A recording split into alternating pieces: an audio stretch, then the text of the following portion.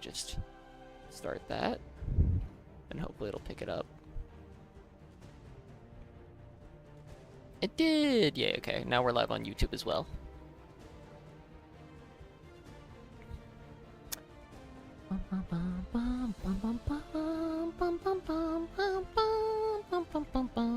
Still probably my favorite league start or season start theme. It just like, it's such a good league start season start theme of like this blend of just hype. Honestly, just hype. It's just good hype.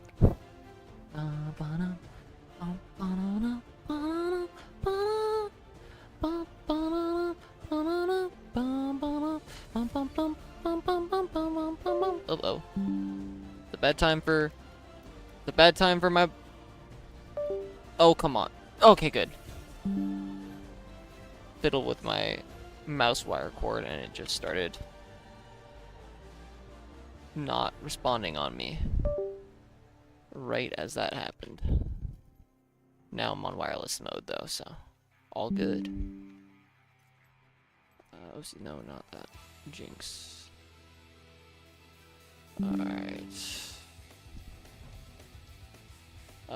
Bandraven, life is good. Constantly. Always. It just makes my life more enjoyable. Mid.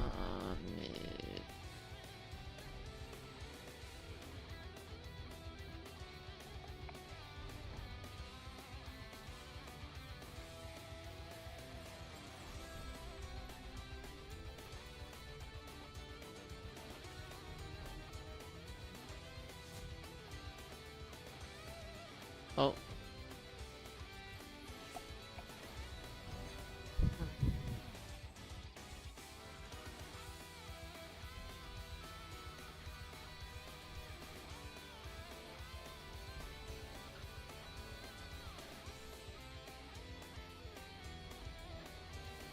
Alright, default to barrier.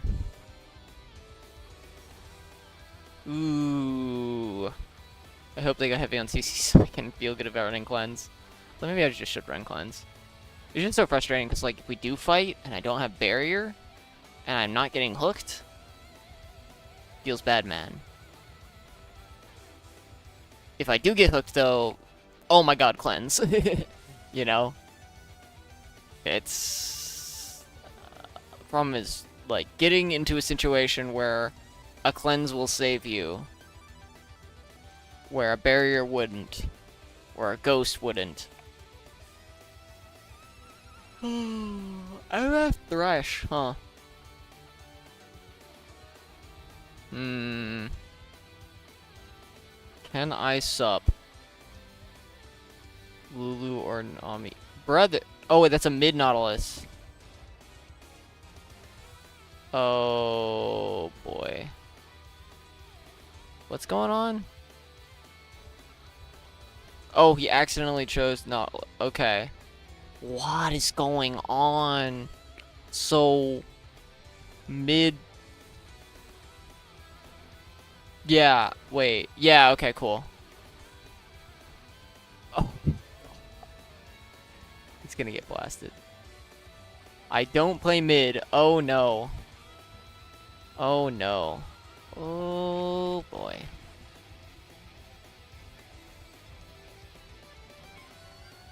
I made one trick. What the f...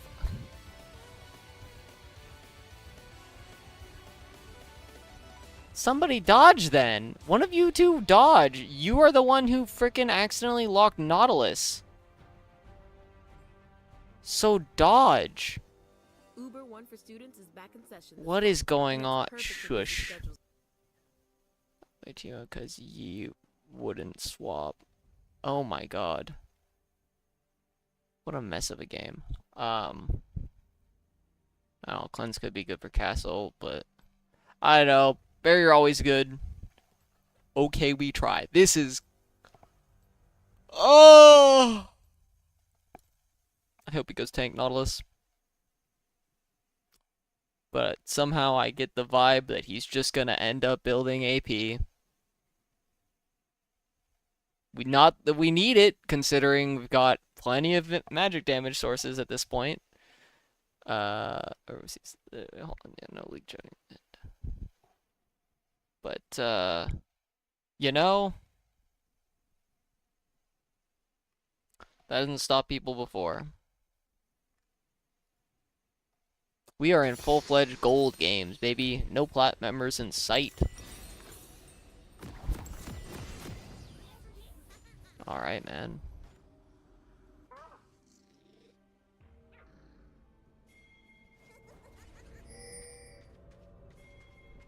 Doesn't feel right. My mouse sensitivity's all wonky. Welcome to Summoner's Rift. Oh. 30 seconds until minions spawn.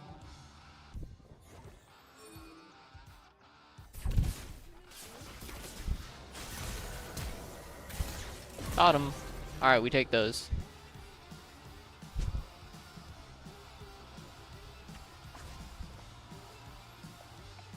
Oh, wait, what? Oh, Teemo's there. But not my support. Interesting. Very interesting. Minions have spawned. Okay, no, this is 1600 DPI apparently. Pixie is out, but I don't see how to download it. 2.8. Tank Bliss. We.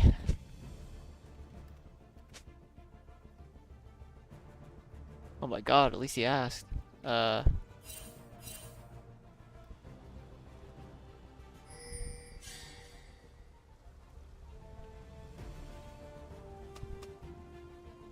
Thank goodness. Okay, did not want to deal with that. Dodged a bullet there, baby. Dodged a bullet.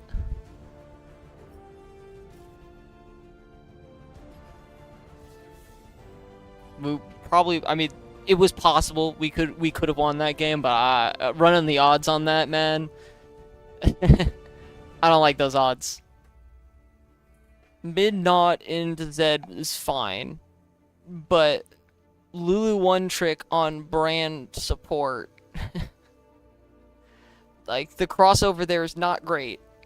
And then the mid laner is not going to carry because he's also on Nautilus for some reason. He just accident. Like, bro, how do you screw that up? You just dodge at that point. I don't understand. You screwed up so bad that, like, the 5 LP is going to be worth to save everybody the time and the probably guaranteed loss from you accidentally locking. It's your fault, man. But nobody wants to take responsibility. Take the 5 LP in 5 minutes from a dodge, but rather make everyone suffer, including themselves. Tragic, really. Oh well. I mean, we got lucky with Brand starting AFK. So we don't have to play that one out. Which is good, because I really didn't want to.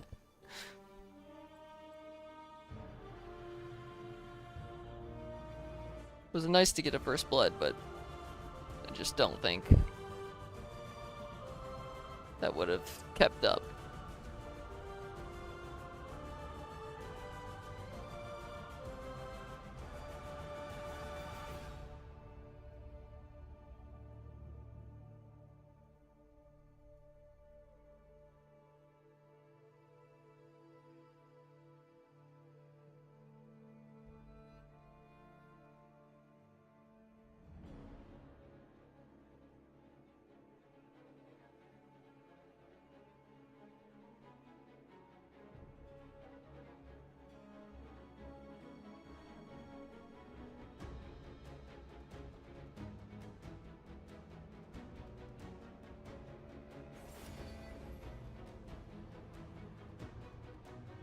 Alright, accept that.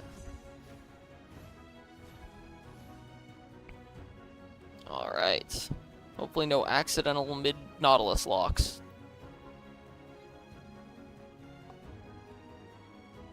Brother. What is going on?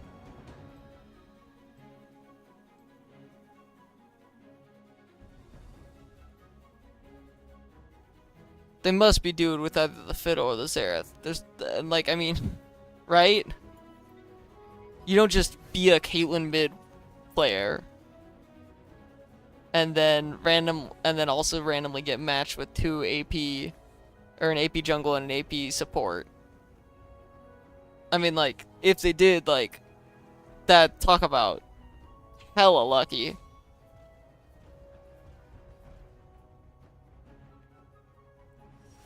Well, I won't need to worry about them stacking armor because we're gonna have a support Xerath and a jungle Fiddle. So I guess I'll just play Jinx. We're just gonna have a double AD carry comp. That's just how it's gonna be.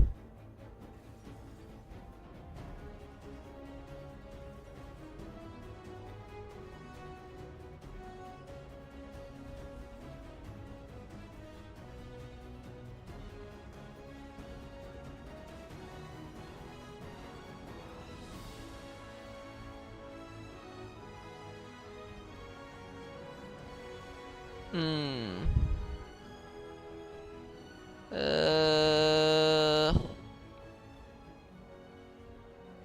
Yeah, it's just a barrier game. This doesn't feel like a great game because unless our top laner picks hard CC, we don't have a great way to deal with the E. Okay, that's not hard CC. It is damage though. We can just kill him. But considering all the other chaos that's gonna be happening, I doubt it.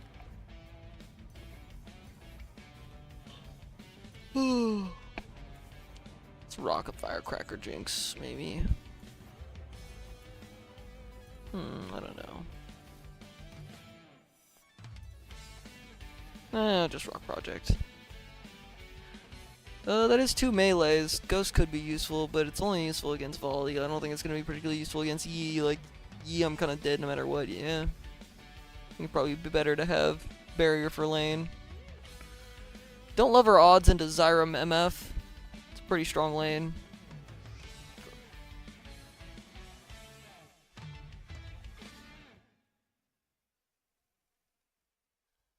Also, I feel like Caitlyn into Tilly is not great for the Caitlyn. Oh god. Okay, they're running Dark Harvest with teleport. Because if they're ever in the field range, like, they're just gonna be screwed.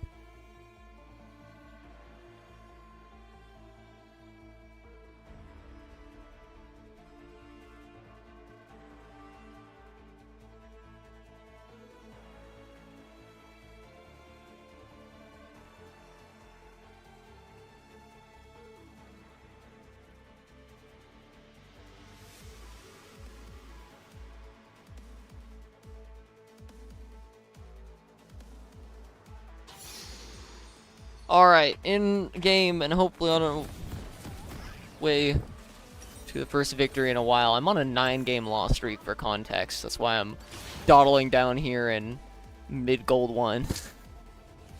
Pretty rough. I definitely was playing a lot worse, so I can't, you know, it's not like it was just unlucky. There was a little bit of unluckiness, but definitely I was also playing worse. So, no complaints from me. That's how it goes. If you don't play on the games that you could carry and win, if you don't play well on them and you lose them, then you don't deserve to lose. That's how it goes.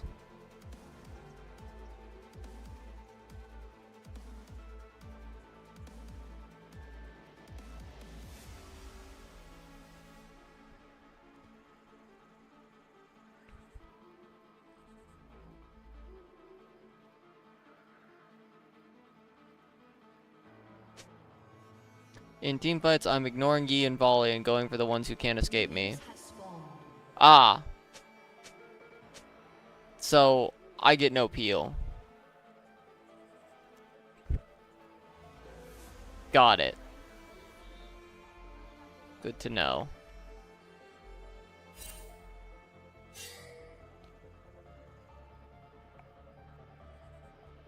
Our goal is just to stay alive. Okay, we'll play really far back then, I guess.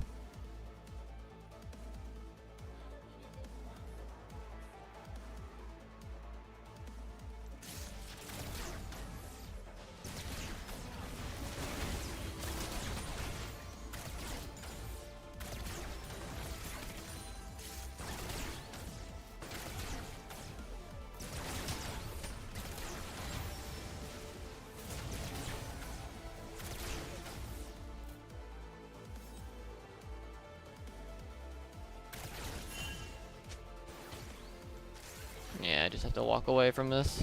Oh, that sucks. We just lose lane really hard now. At least for now. Just don't get to walk up towards minions. Because I shoved it thinking we could contest. I was wrong.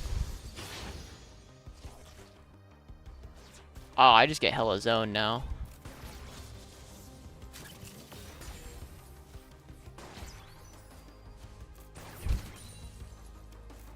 Surprised they got lazy and let me get one.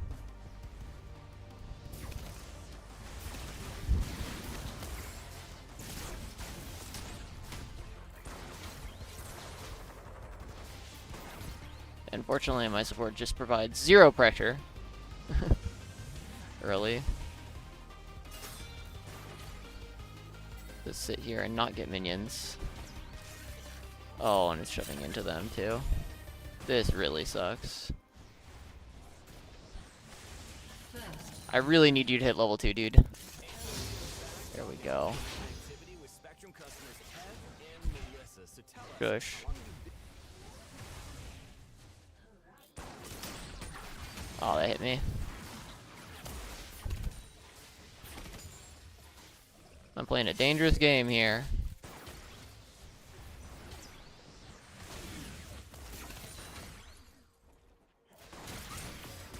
Brother.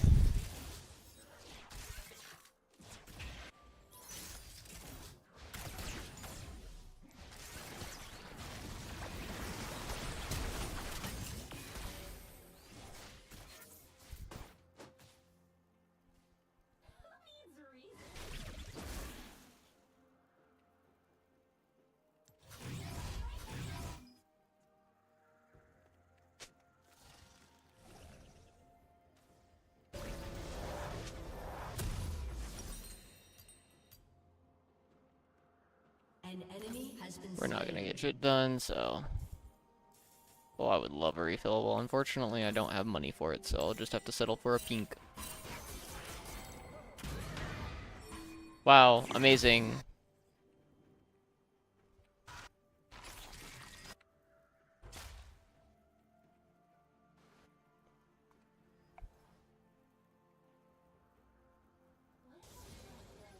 We are so far behind. I'm down 24 CS at 5 minutes. Youch.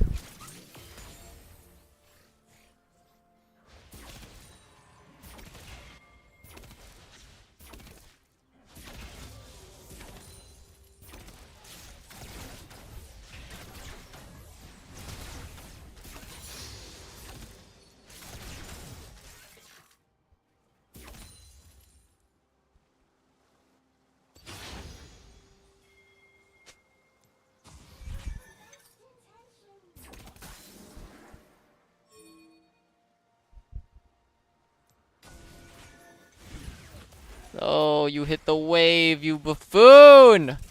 Now I have to shove the wave in. He kind of struggles to not hit the wave.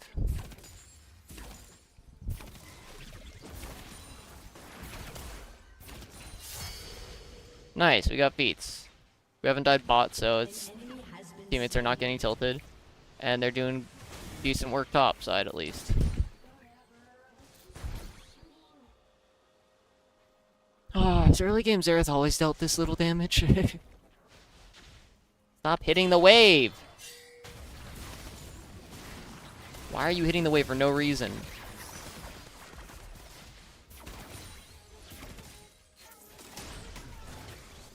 They're not on drag. We just saw jungle's topside. Both jungles. There's nothing, like, just let them shove into us. We don't need prio right now, and we can't get it even if we wanted it.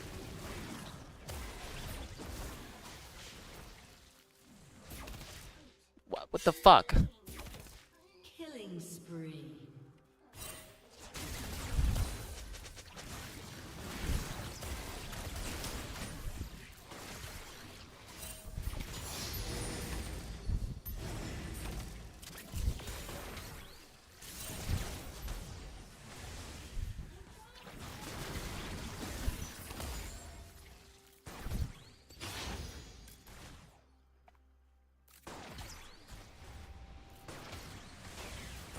At least he hit that one.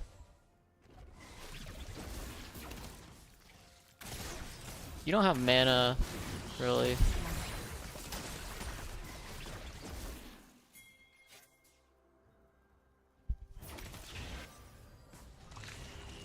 Okay, I mean that's one of the ults ever. It worked. That was one of, I mean, oh.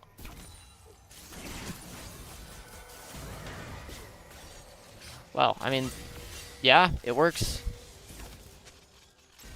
An ally has been slain. That fear was pretty good.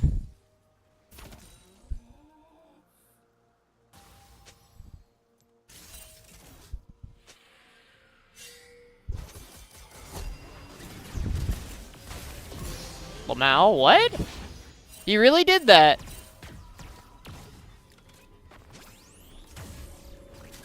Whoopsies.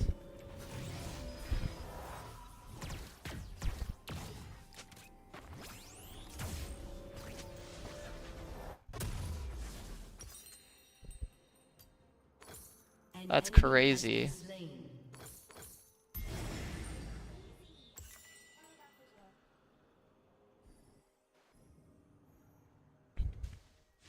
Well, the Kate mid is dominating, so that's good. The Fiddle's fed.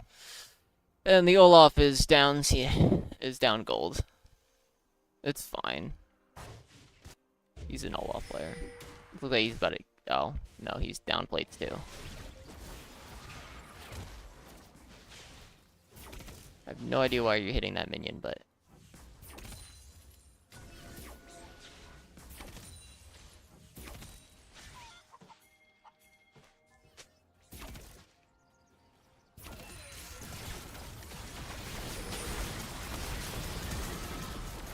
I'm dead. Yep. And now he's dead too. Okay, at least they're getting a kill top. Nice.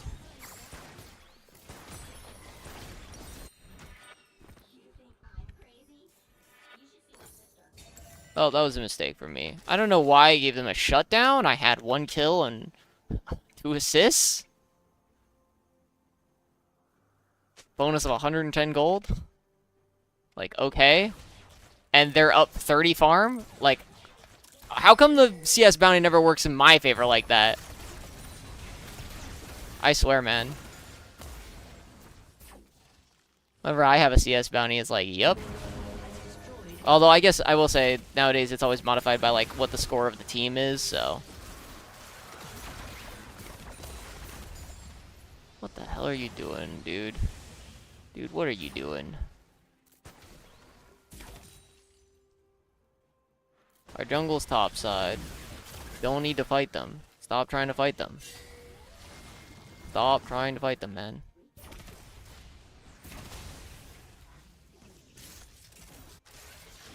Stop! Oh my god. You have to hit the minion that is gonna screw me up? Does it have to be that minion?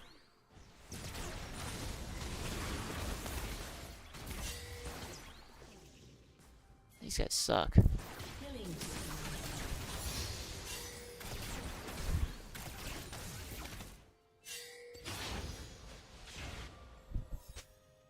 A summoner has disconnected. What the hell? Oh, is he lagging out? Is that what's going on? Ah, shoot. Time to get my reset off.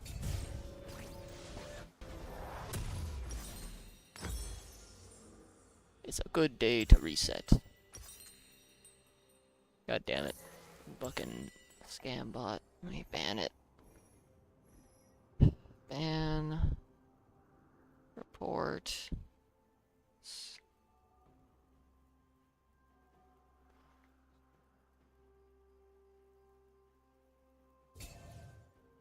Okay, taken care of. Okay, top lane's pushed out. Our jungler's on the top side, clearing downwards most likely. Maybe not, but okay, she's got BF. Caitlin's very ahead. We just need to minimize losses, honestly, so.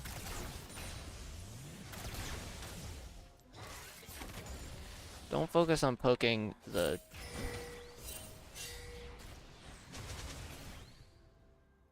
Don't even bother with poking the MF. She's got Bloodthirster already.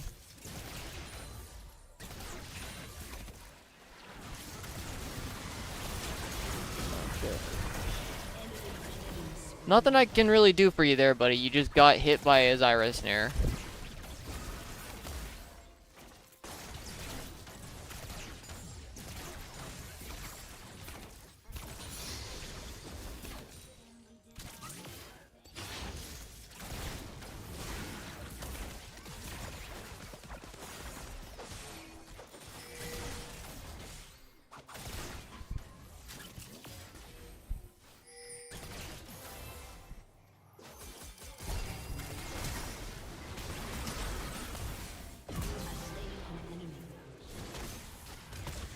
Ayo. Got him. Nice. That worked out pretty well. Yeah, we're at the elo where they can't successfully dive. Also, this Yi is just terrible, but definitely helps when the Yi is just awful. And it helps when the Caitlin's smurfing or some shit. We got time to put music back on. I spent way too much money on pink wards this game. She is 7-1. If she does give up a kill, or yeah, if she does die, she will give up a lot of gold. An enemy has been slain. Thankfully, it's not just her that's fed. But I hate having to rely on 2 randoms to carry the game, but I don't really have a choice in the matter. I'm not in control of my lane. Nice one, man. Ah, shit. I am dead. I am very dead. Yeah, I just got hit by the snare. I really shouldn't have gotten hit by the snare. And then burn flash afterwards, too. I don't know why you're trying to fight that so hard. You're never gonna kill her. What are you doing? Now you're just dead. Oh, or you had to burn flash. What was the point there for getting that poke? Now you're just giga dead. They're just gonna dive you. This one they can totally do successfully.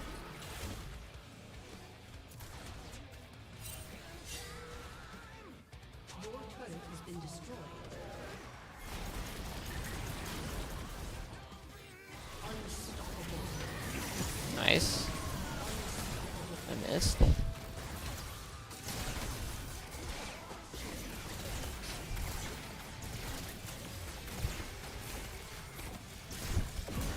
Wow.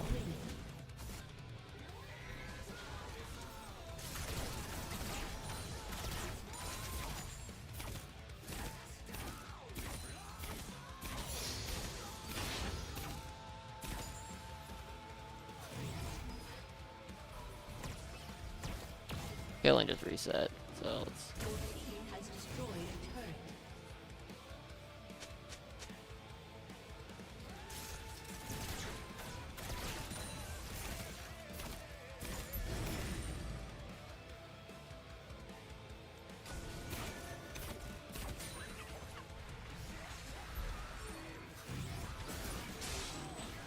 That is not a...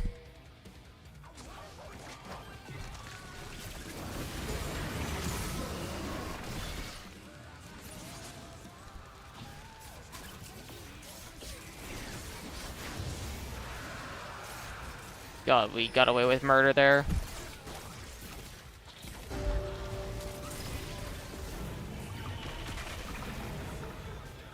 Shut down. An enemy is dominated. Oh shit. Shut down. I'm dead. Yeah. Your turret has been destroyed. Wait, how did Caitlyn died twice? Or no, she died once already, but now she died again. How did we just get aced?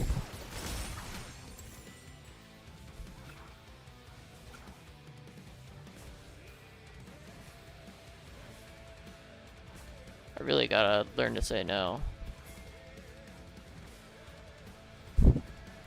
bites that are bad.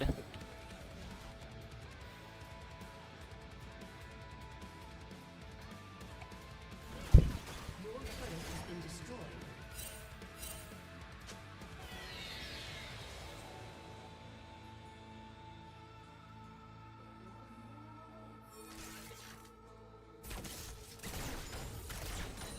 I am dead. No, I'm not. Okay, I'm fine.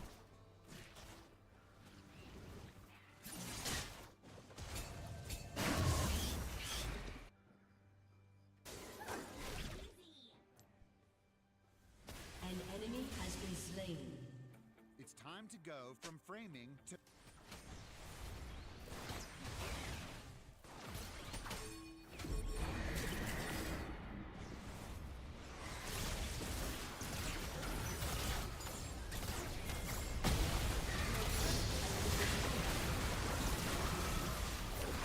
An enemy has been slain. An ally has been slain.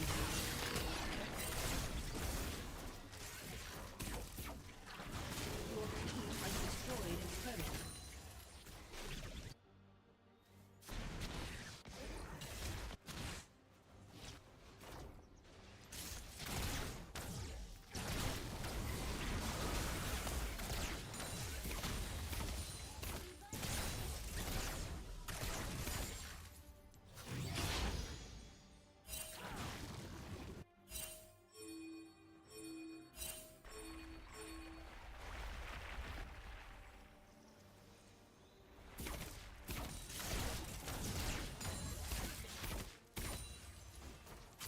An enemy has been slain.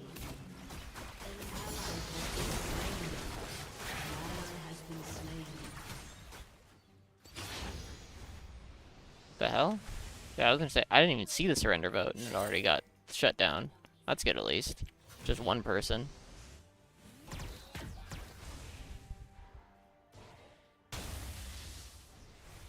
Nah, he's just gonna suck up all the farm, because he can.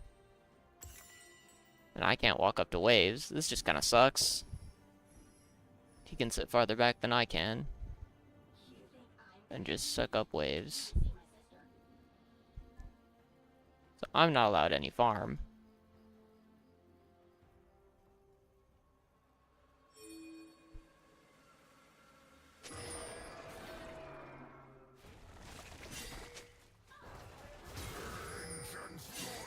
The fuck are you doing that far up, man?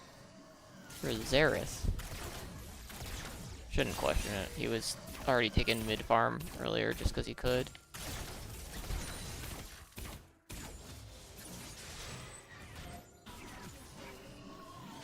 It's not another... Oh, that's what they're worried about. Okay. So yeah, I feel like Drag is not up for another hot minute.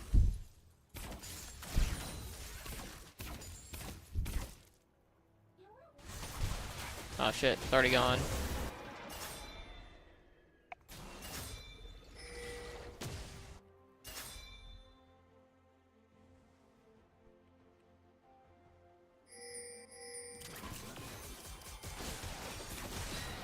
Holy shit, he just like two-shot me? Oh no. I followed the call. I shouldn't have. It was a bad call. Oh no, Olaf doesn't understand. Been slain. And now he's falling off. Bork? Bro, it doesn't take a genius to realize you shouldn't build Bork when their only tank is a full damage volley bear.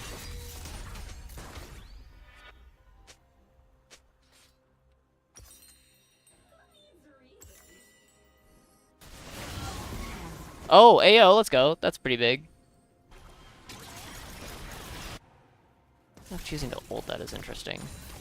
Enemy double kill. Why did someone else die? What?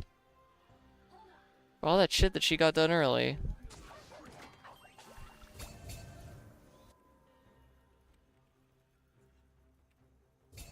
Oh, this is greedy. Okay. Okay, she's shoving in. Oh, hello there. I'm dead. He just flew in. Holy shit. Yeah. If I had just played passively, I could have caught this wave. Your turret has been destroyed.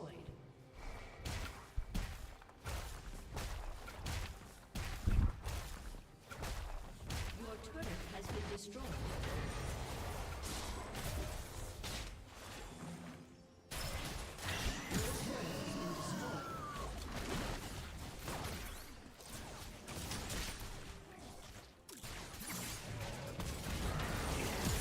You're just playing the Dark Harvest minigame.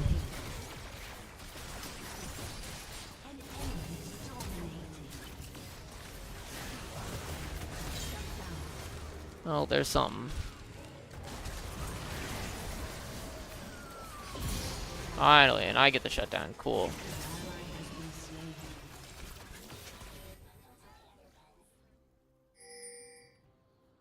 Yeah.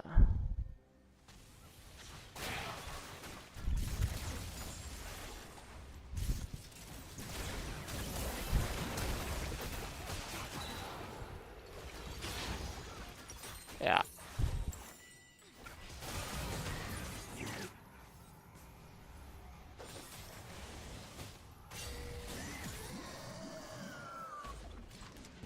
Okay, I mean, how do we win this game? I'm getting close to my IE power spike. And I just gotta sit, not take waves until they're crashing into our base.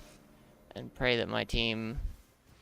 I mean, we're not behind, we're like, we can stall this game. The Baron will not let them finish with our level of wave clear if we don't just int.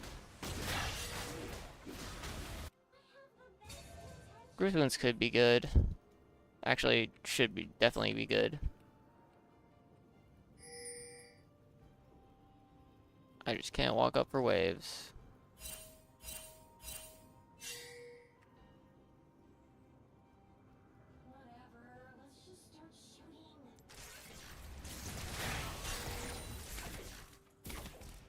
I want to report him, man. He just took all that shit. Maybe let the Jinx get some amount of farm.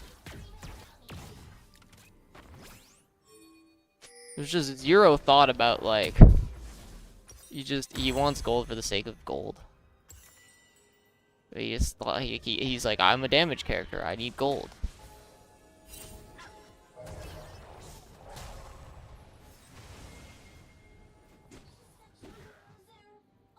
I need blue trinket.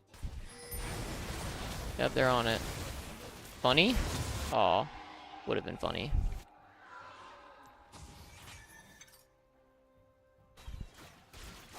Don't worry, Caitlyn's gonna get...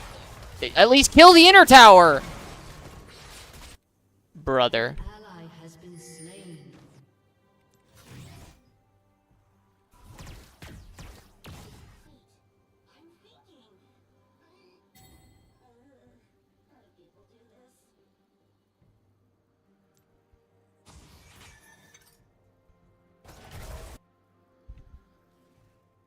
I gotta take a risk here. They do have Baron. So, clear this wave before they get to it. I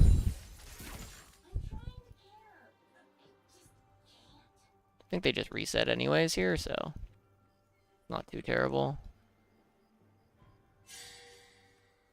It's 2 shown on mid. Well, it's 3 shown mid. But they're nearby enough that I have to respect it.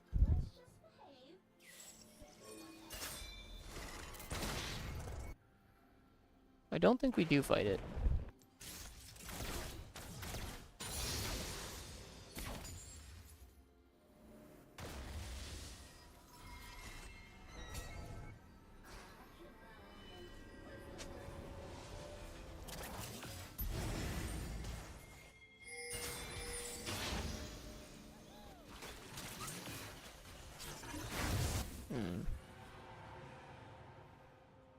Worth a shot. Nice jukes. Has been slain. Alright.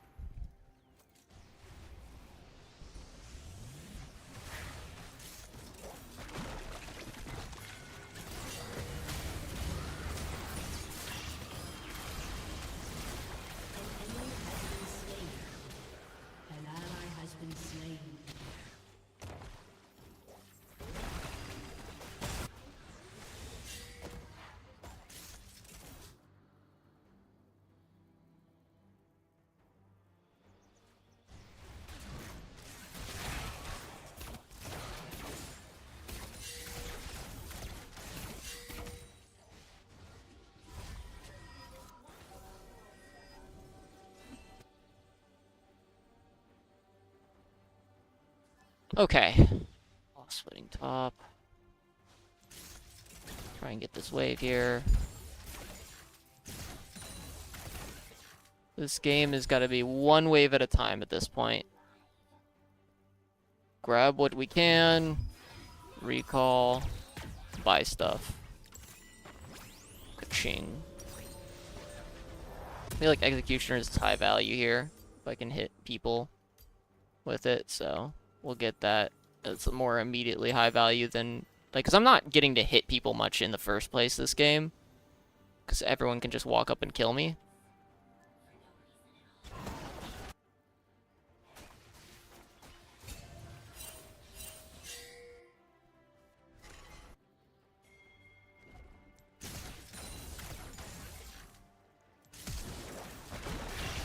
I'm dead. Okay, well. Leah Flash. I mean, they don't have Baron anymore, so, like, just wave clear. And it's not an issue. But I shouldn't have died there. Caitlyn? Caitlyn? Caitlyn?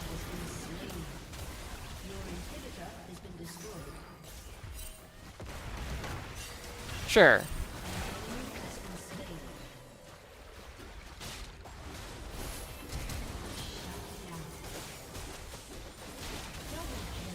Nice. Has been destroyed.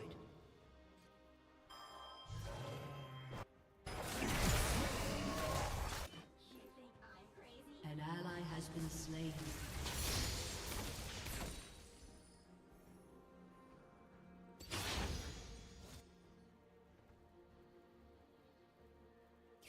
I wish you could ping farm. Then I could ping that, like, hey, Xerath has taken all of my farm. I can't do anything this game.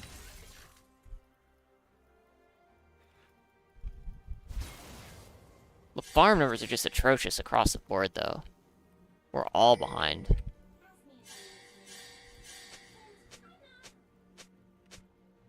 Your team has I mean, he hit the tower. He sure got that tower. Oh gee, oh man. I sure am glad he got that. What? What? You could have just double blast coned out. You could have just double blast coned out. It looks like he's still gonna get out, but...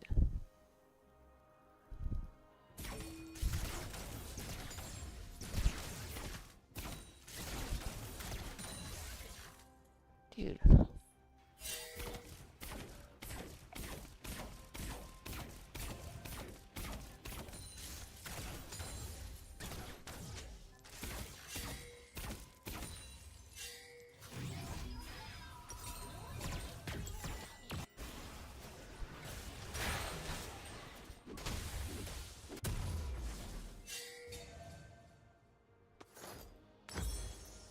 An ally has been slain.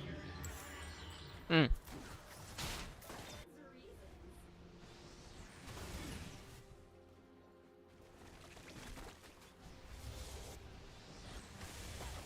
Yeah, at this point, it's fine that he's taking farm. He's basically just a mid laner at this point.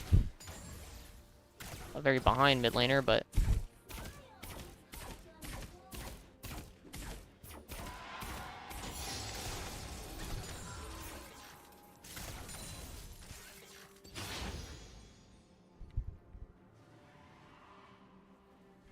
Your turret has been destroyed. Enemy killing spree.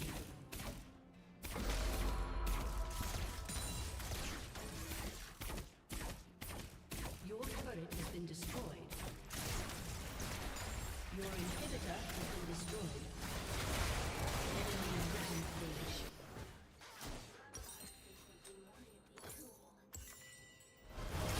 Double kill.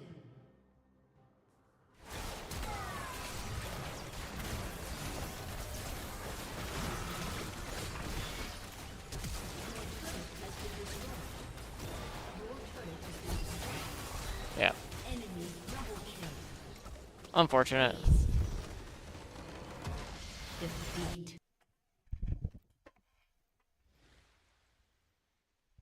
Unfortunate. Yo, when do we hit silver though? We gotta game go to silver for the silver scrapes, you know? Oh man, we are hemorrhaging. LP. I'll live. It's League of Legends.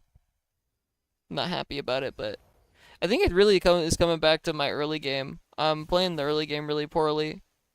I think I'm brain dead trying to get level 2 every time and not observing whether on the matchup whether or not I should be trying to push for level 2 or whether they should just give level 2 and let them shove into us. That and like, cause I mean after that the whole shenanigans, that fight was doomed.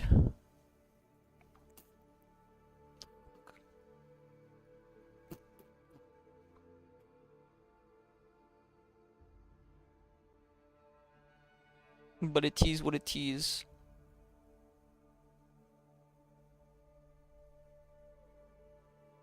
Computer, you good? Just tried to get rid of some shit I had in my recycling bin. And now my computer's having a fucking meltdown. Or something. I don't know what up with that.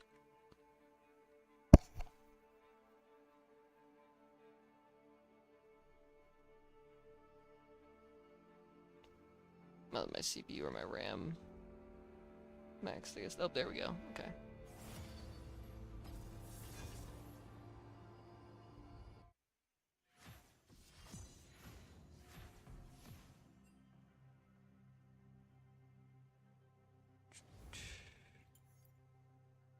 Alright.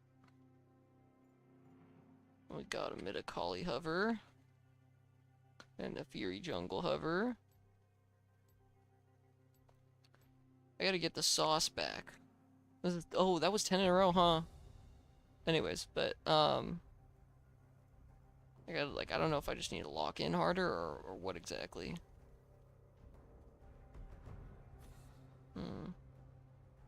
Maybe you're trying too hard to win the early game. And then it's causing me to have catastrophic early games.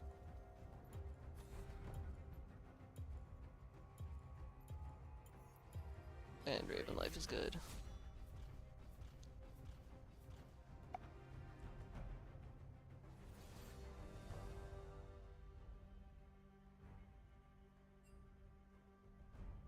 Top, who are you thinking of playing? Aw, look at all this. Hovers and then question on the person who hasn't hovered. Ask nicely. Love to hear it. Or see it? See it, I guess.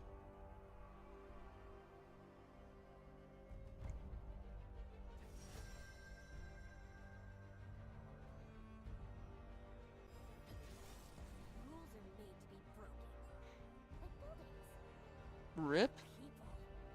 People. Oh, he hasn't responded. I was like, why are we ripping? Because men not respond. That's why. That is a rip. F in the chat. Can we get a rip for this man's? I think he's dead. He did not respond.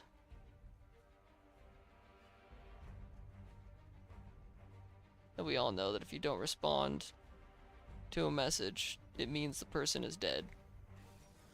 It's just, I don't make the rules, it's just how it is.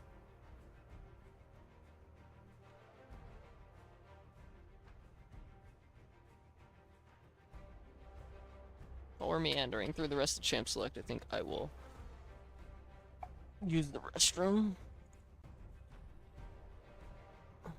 We don't have any CC. They've got only one. Oh, well. We'll get to use the restroom in a second here, I guess.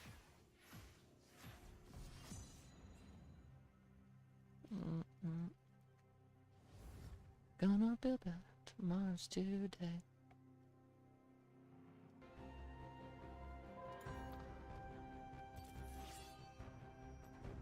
Looks like maybe the same squad of people.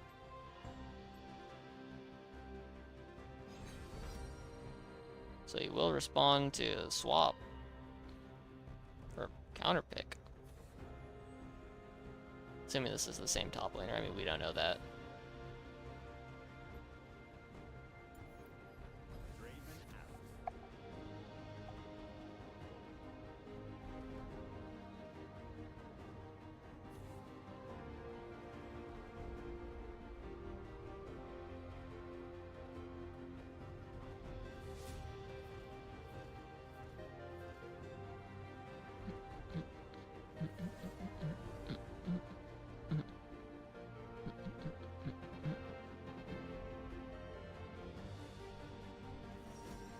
Kaisa, okay.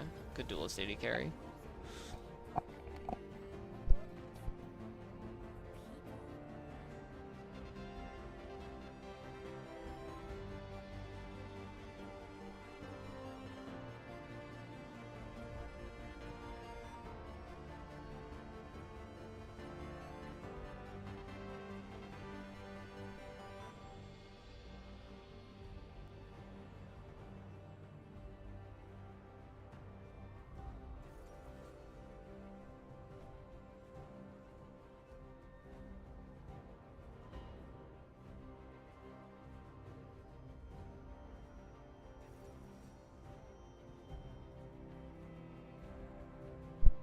I've been playing to my champ's identity. I've been trying to be too aggro. Like, you can be really aggressive early, but you have to have the chops to back it up, or a good matchup or something. Oh, Melia Kaisa's not that strong, though, so maybe we can punish depending on what my support plays. Considering the heal hover, I'm guessing it's probably a more passive support, though. Yeah, so we'll just try and go back to playing real passive. I think I got too anxious being aggro and getting prio. And that caused... And also, I just mechanically played poorly. Yeah. Oh, we totally hyperscale this game, too. Like... Senna Jinx. Figure doesn't scale that great, especially since that's triple AD already, but... we got a Lux, so there's some magic damage. Not gonna do much to a Gnar, though. If he just stacks armor, it's gonna make our life rough. Oh, or a Rek'Sai. Yeah. Hopefully this... Ooh, TP Ignite is not run on tank top laners. It is run on damaged top laners. I mean, if they just win, it's fine. But, we'll see. It's 1, 2, 3 melee, so maybe Ghost is solid this game.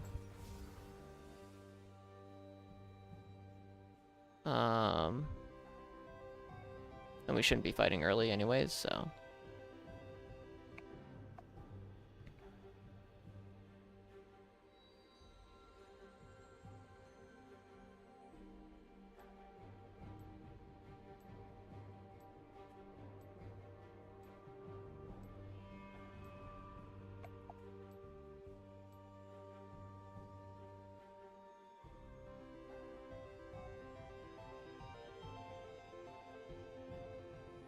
We're just gonna sit and scale. No fighting early. That goes against our game plan. Unless we have numbers advantage.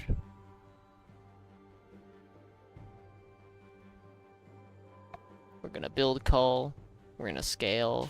We're probably gonna give up our first drag. And that's how it's gonna be. Could even greed for a Cull start here. Possibly.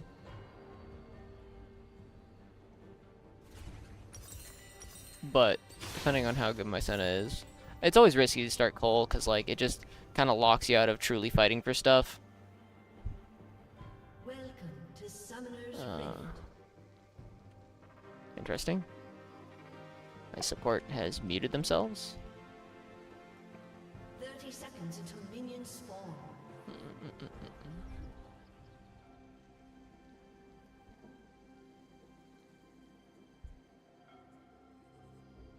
The Glizzy Fury.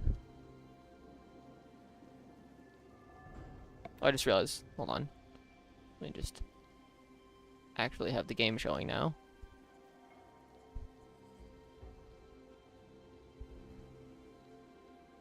Minions have spawned.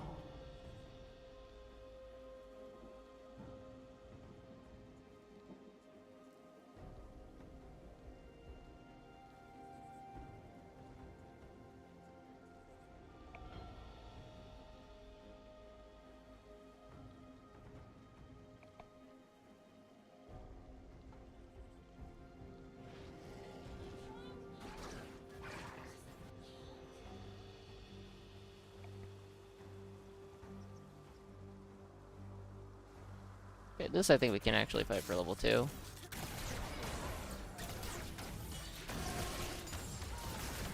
Oh, why are we fighting this much though?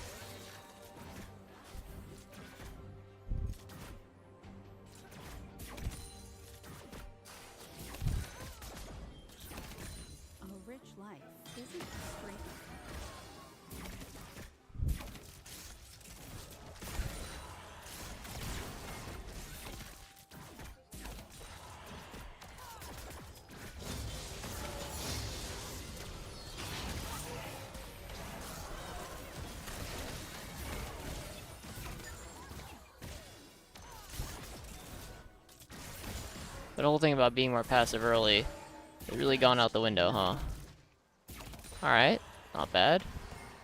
Take those.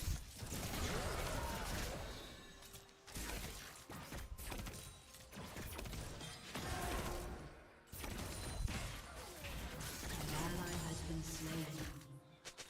Well.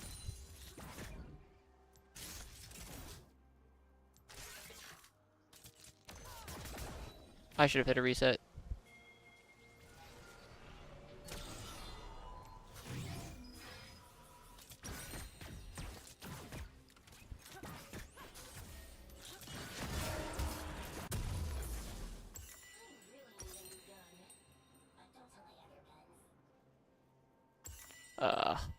If I got one extra minion there. Oh, did I get perfect CS?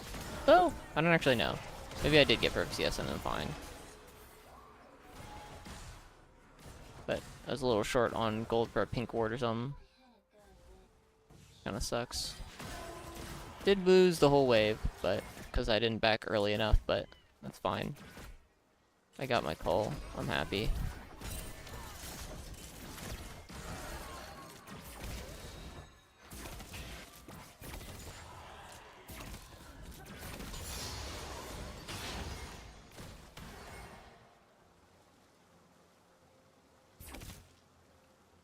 Oh shit. I accidentally hit the minion.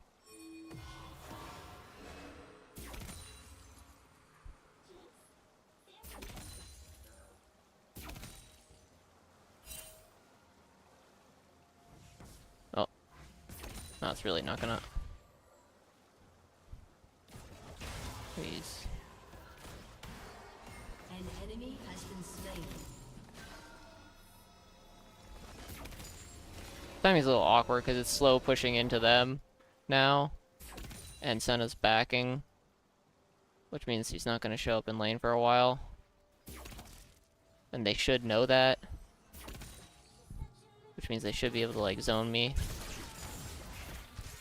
In theory. In practice, they will not, I guess.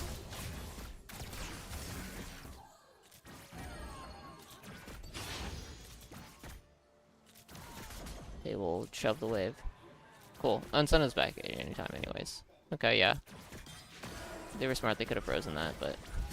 You gotta be careful there, Senna. I don't know why you are acting like we are the big dogs in this lane.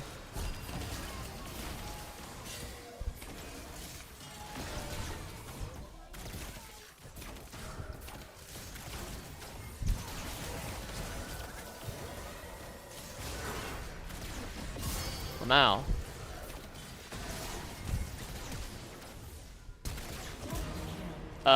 Nice play, Nefiri. Yeah. Nice play. Very nice. I'm glad that you were there to tank a turret shot for me. This is ultimately what it ended up doing. Why are you playing aggro 1v2 there? I don't understand that, but it's fine. She's fine, I guess, but yeah, okay, Camille. Well, they didn't end up going TP Ignite, they ended up going TP Flash. You know what? It took 6 minutes for them to get solo killed, though. I'll take it. Could be a lot worse. And bot lane's going well, so can't complain. And now she's dead. Nice. Good fog play from Lux. Love to see that.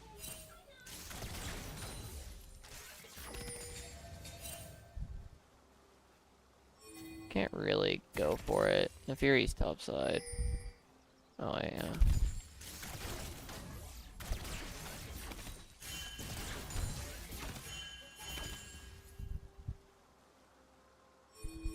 What hell is going on?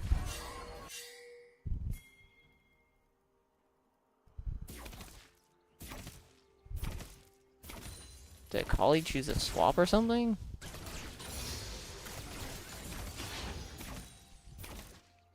What the hell? It's a 5-man top? What are we doing? Shut down.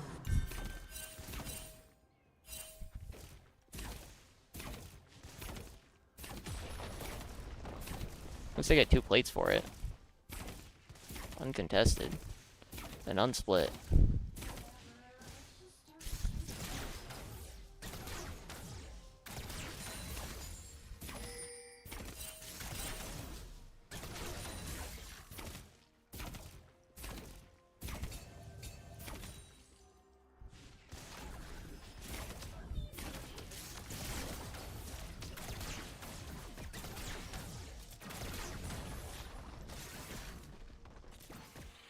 Okay, 3 plates. I'll take it.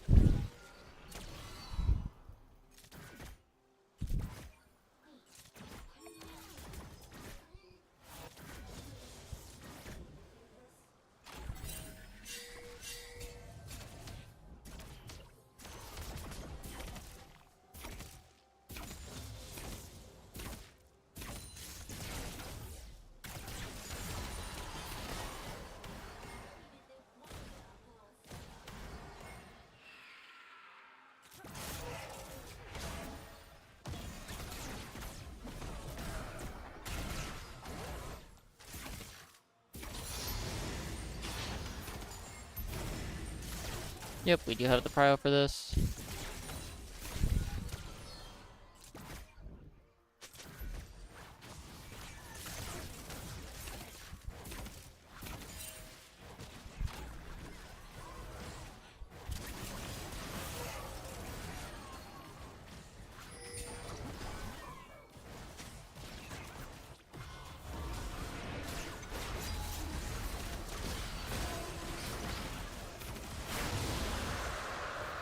Get out.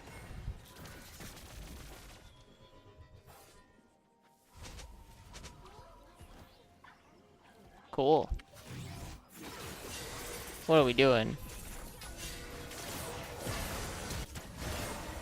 Okay, a fight is happening. Nice.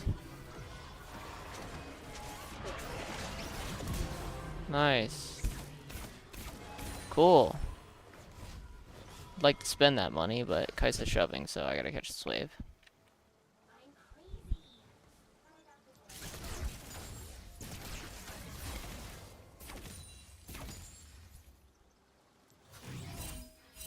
It's neutral right now, so. Ah, shoot. It's pushing into them.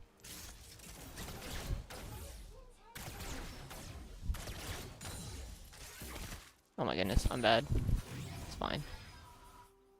Got the shove in. Was he actually gonna hold it? Wow, look at him. He knows his stuff. Maybe. Doesn't matter because Kaisa doesn't know hers. So she's gonna just brain dead shove it out. No, wait, he also doesn't know. He's also shoving. They're both just shoving. They're both just dumb.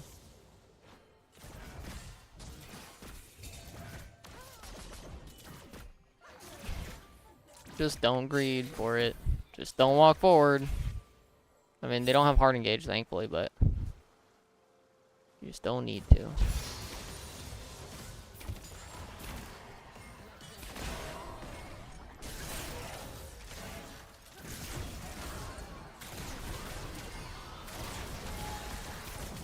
Oh shit. What the hell? What the hell? What the hell?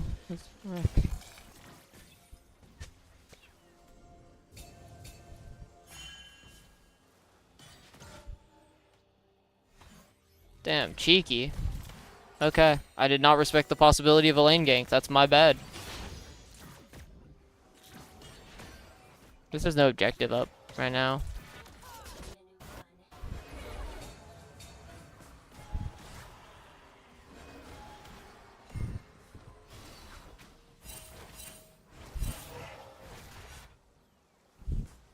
Oh, you're just gonna drop that farm, man?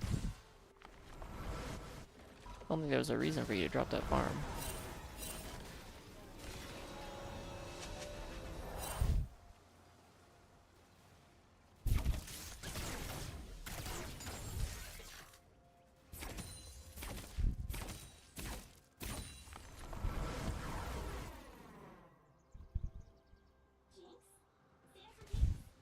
Probably could get a turret plate here, but it's fine.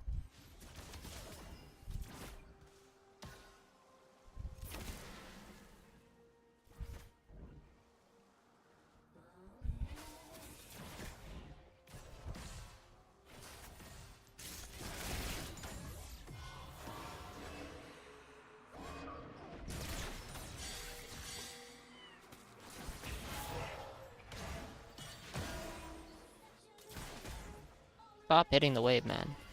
Let them shove into us. An ally has been slain. Okay.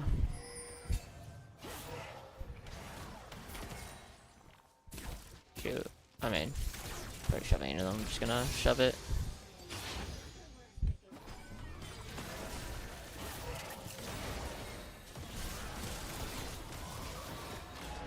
Turret plate will fall soon.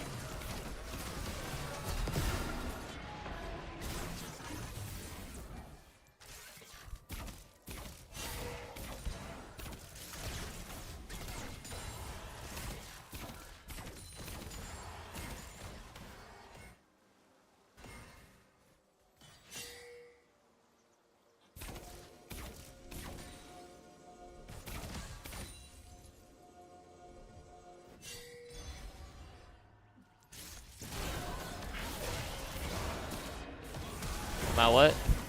Come out what?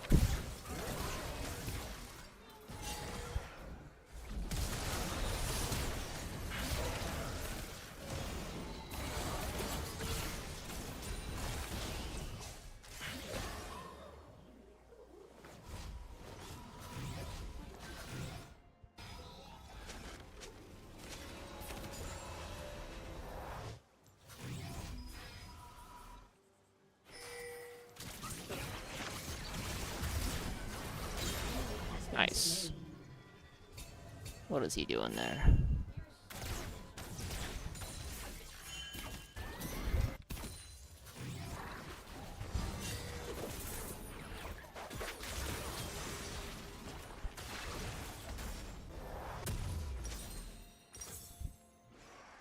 Grab a BF.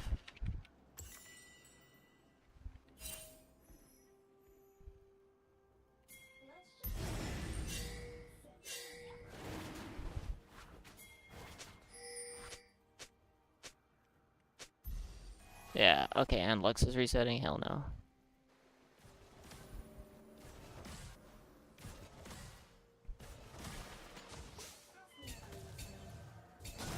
You doing it? Okay. Do you think we can punish this?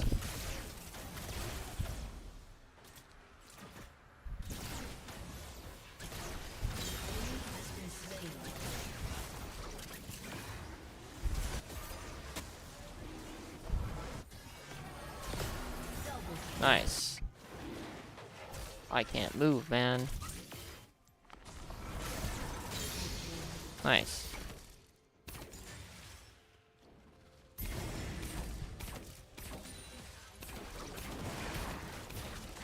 The flanking Jinx is the deadliest. Your audio is like 2 seconds ahead of my audio. Oh shit. Yeah, oh, you know what? There was that. Okay. I think. Yeah, it was being buggy when. Okay. I'm not sure how I can actually fix that. Maybe if I just. No, I'm not really running anything else. I think it was when I did that thing that happened. Okay. Nice.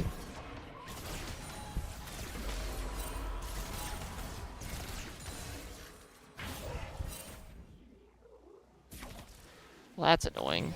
My audio's so whack.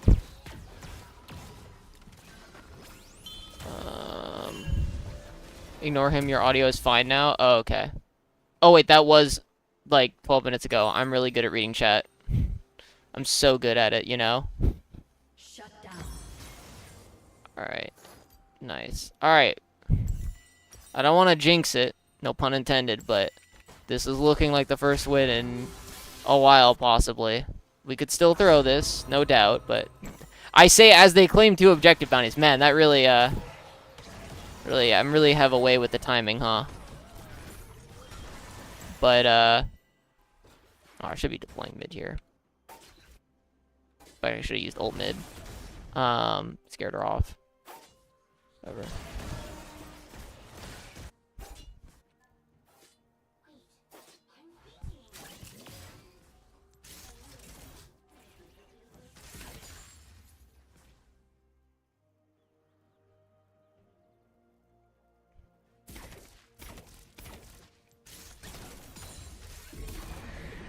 Well, okay, top lane. I can't really push this because Akali can just still kill me, I'm pretty sure. Does she get it? Okay, she gets out. Cool.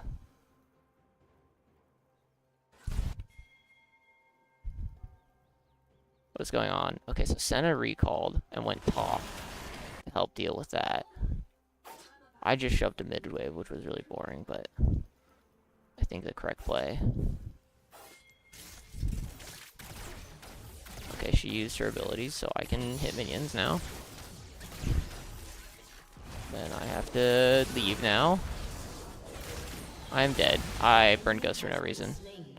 Yeah, I really just need to respect Rek'Sai's angles. That's both my deaths are from that. Or just not respecting where Rek'Sai can come from. Also, I think no matter what the jungler is, I probably just die there. So maybe just my bad in general positioning, thinking I can get aggro.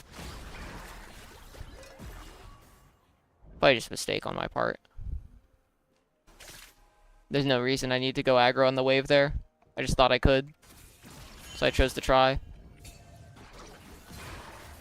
Ooh. Do not get anywhere near that. That's a Rek'Sai. Wow, the Akali can't kill Senna. That's crazy. Did she burn ult? Probably not. Surely she would have been able to kill the Senna with ult. What is going on? What are we doing here? Did you just burn your invincibility W? Not invincibility. Intargetability W while she was sitting in Shroud? Really? That's literally your outplay tool. What are you... No, okay. What are you doing? Why are you walking towards a Rek'Sai? Just wrong.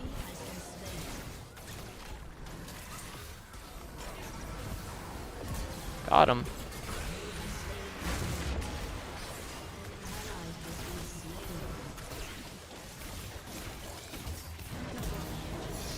I'm dead.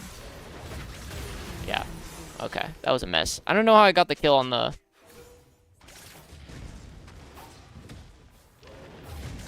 Rek'Sai there. What killed the Rek'Sai that caused me to get the kill? Because I got the kill, right? How? Actually, how? Though. Red buff, maybe? Did I have red buff? Who killed me? No, shit, this new death recap, I don't... Who killed me? Gnar. Gnar killed me. So if Gnar has it, then... Yeah, oh, I had red buff. Okay, red buff killed him. Lamau. A red buff kill. What a mess of a game. Gold is just Brawl Fest. What are we doing? What are we doing? What are we doing? Okay, I mean, it works out, but, like... What are we doing? An enemy has been slain.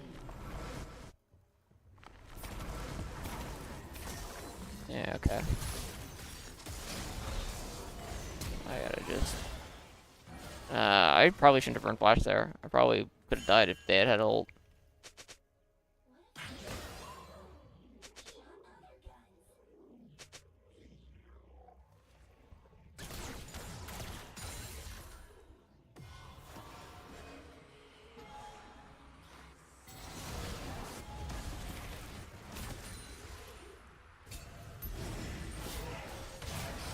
Well, I didn't tag him?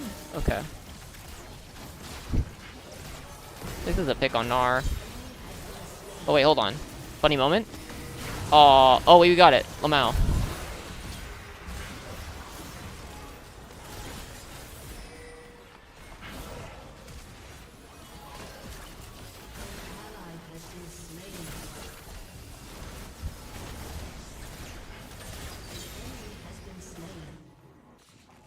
Hell's going on? I'm grabbing the mid wave.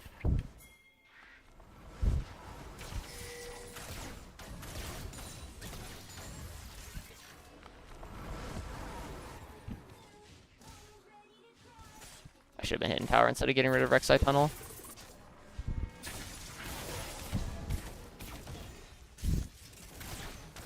Wow. That actually caused her to be able to defend it.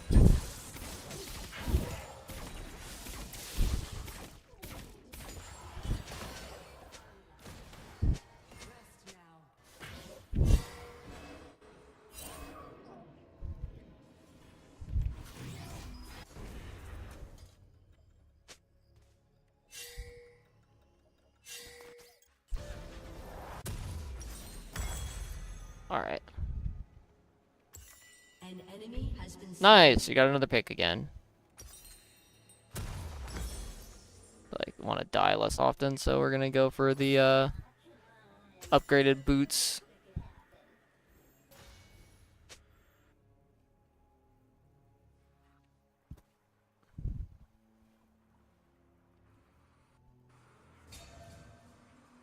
Otacon is alive. Baron's about to spawn.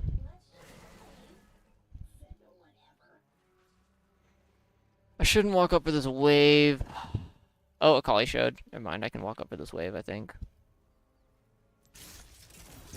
It was just Akali that showed, but I'm pretty confident that they're not out on the map looking for pick mid. There, yeah, okay. I can't push up past that point, but yeah, I'm able to push past a certain point.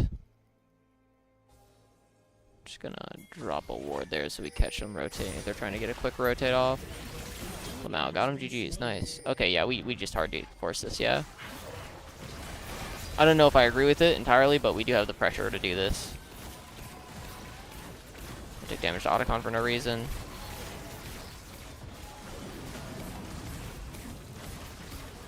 Alright, yeah, we just burned it. Holy shit, brother! Your smite does 1600!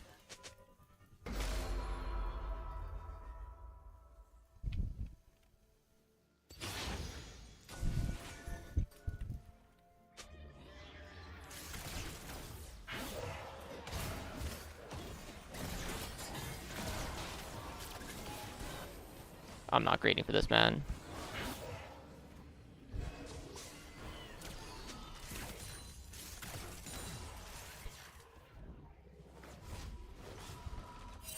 If I can get my last whisper before that dragon fight, that'd be really good. This soul fight. And we are ahead, so they're the ones who have the pressure on them to... Oh. I mean, that's a play that we can make, sure. We see Rek'Sai, so this is okay, actually.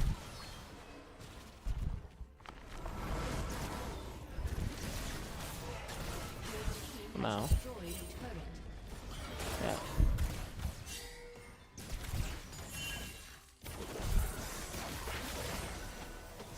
Goodbye.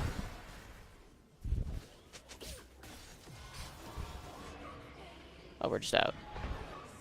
We're both out. I don't know how she got out. She must have burned flash and heal. Okay. Well, I knew she burned heal, but burned flash. Well.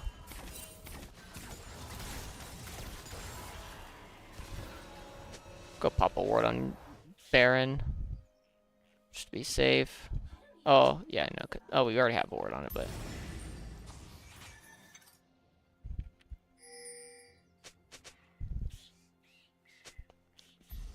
That is Hexel for us. We are... Do not... Oh, no!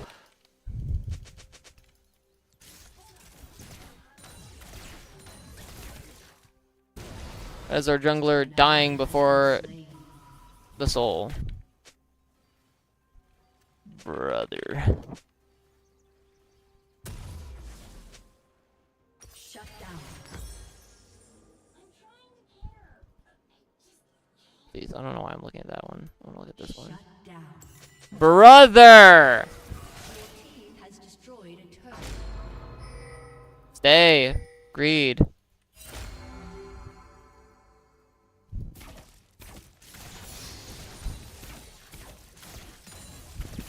Your turret has been destroyed. Bucket. Ah, okay. Your team has Yeah. destroyed I was gonna say, we should be able to get an inhib tower off that.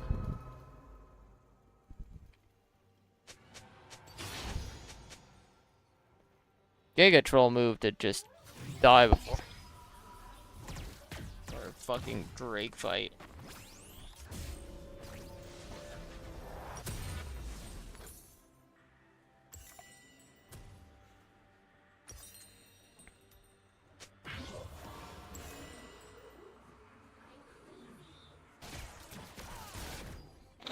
Also, wasn't he diving? He was either diving Gnar or Rek'Sai, which is just like extra troll. Cause like, men, they're not even squishy priority targets. You're diving the fucking tanks with no vision. You don't just do Baron with all 5 alive.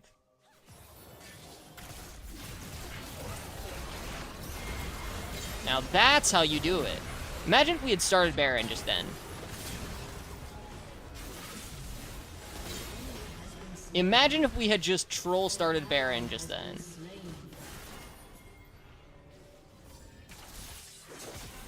Imagine how fucking troll that would have been.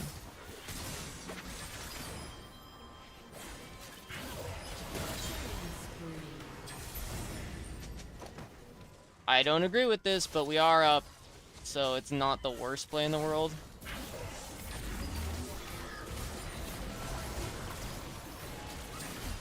Okay, we peeled off immediately, it's fine. Just auto attack. Okay, now it's fine. Oh no, anyways. An enemy has been slain. They got us off Baron, I guess.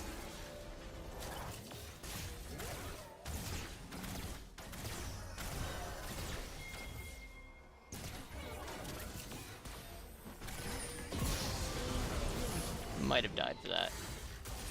Eee, just kidding.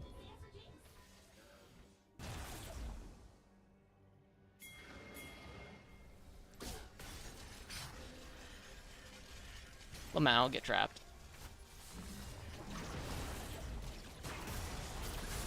Lamau, get debated.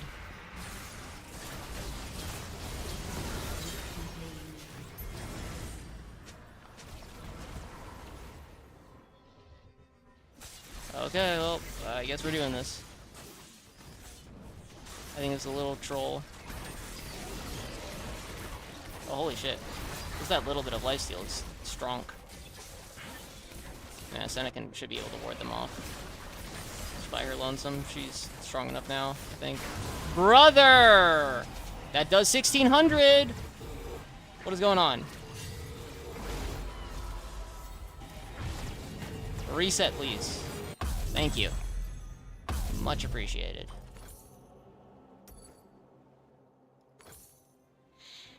Okay.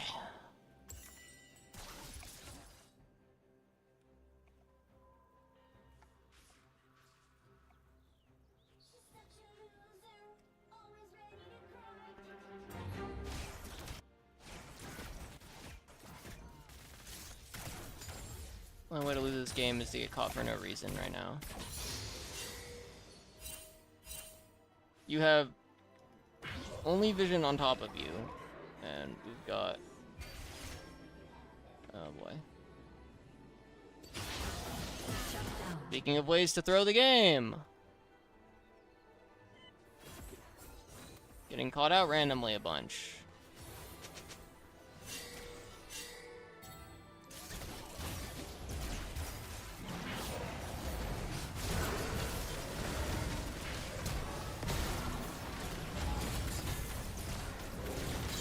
Alright, got my passive. Can just weave. Oh shit, I died. What are we doing? We all just died before Soul. Again. Shut down.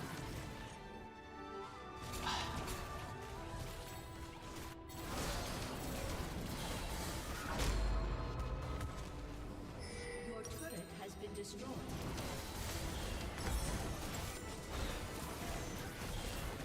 Your turret has been destroyed. Yeah, I don't know. Naviri, I mean, it's fine then Naviri back because he wasn't going to get much anyways. Oh, did we lose on the local, though? Has been destroyed.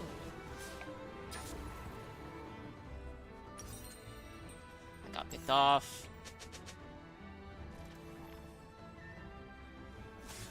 Well, another Hextech Soul Mist. Because we got too aggro and got picked off. Screw it. Okay. Oh, and now you're dead. Are we throwing the game right now? We're throwing the game.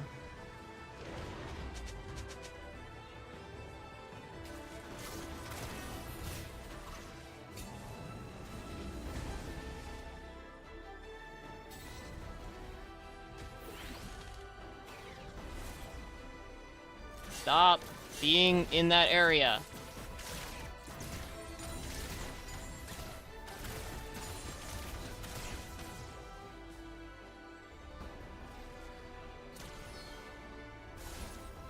Why would we contest the jungle that we have no vision of?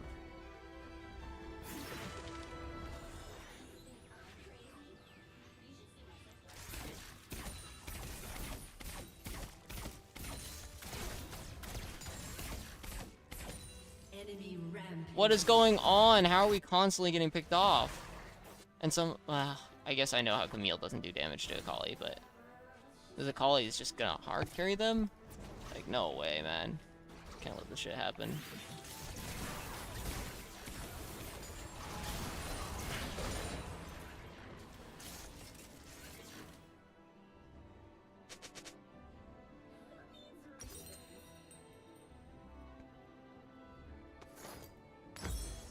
An enemy is on.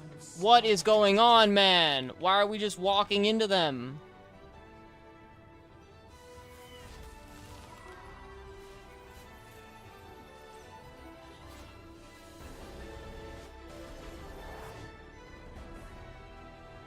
Oh, he's just steamrolling us. So should get a blue trinket.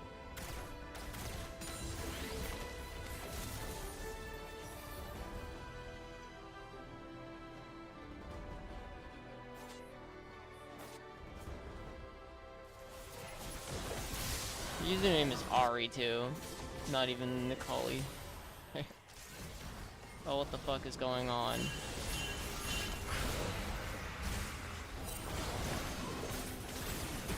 Oh, come on. Oh, oh.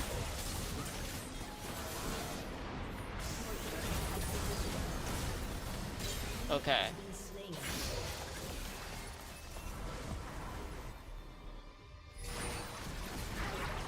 Okay, he hopefully wins those. He doesn't win those. An ally has been slain.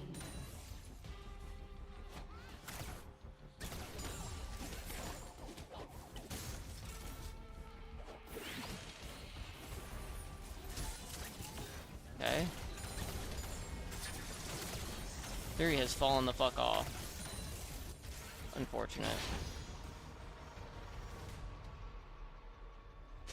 How are you always dead for these late game objectives, man? I mean, we shouldn't be matching the Nefiri there in the bot lane. We should have literally anybody else covering that. And not trying for a kill, but he just saw an isolated Kai'Sa and was like, I win these, right? Just prayed that he had the damage check. No, he just...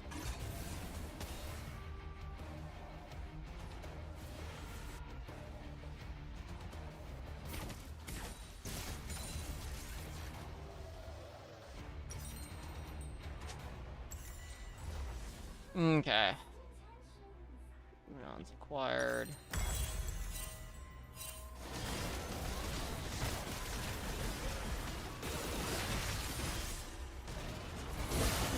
Dominating. The Akali's doing a really good job of marking Nefiri, honestly.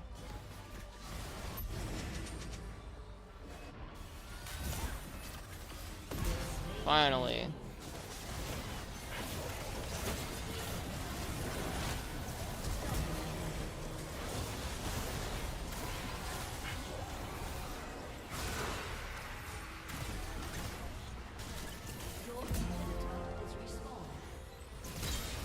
Oh, come on, that was my penta! He took my fucking penta. Fine. Yeah, get the permanent soul. We could just end the game.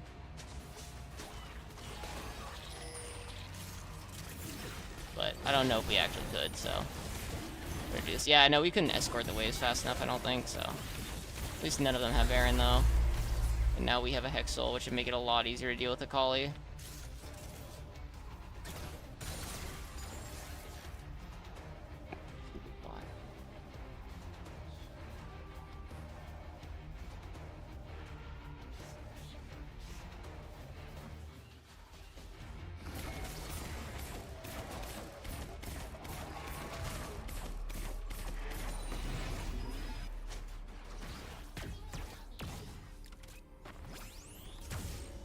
What the fuck mishmash of items are you building? So you built damage and then now you're building Moonstone? Dude. Commit to a build. I don't know. I don't know if lights. I'm not getting hit in the good fights, but lifesteal could still be good. Hey, QSS or Maw. Actually, legit. You know what? Shield bow maybe. No. I don't know. We'll grab him. No, Maw's not gonna save me. We'll grab a shield bow. Or work towards a shield bow. An ally has been slain. Well. An enemy has been slain.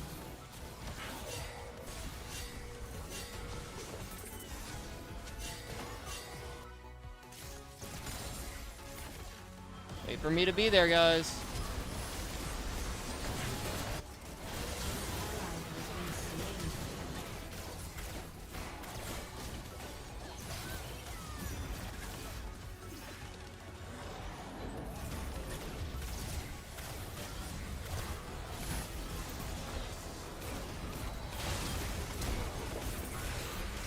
Oh my god. I just threw the game. We lost.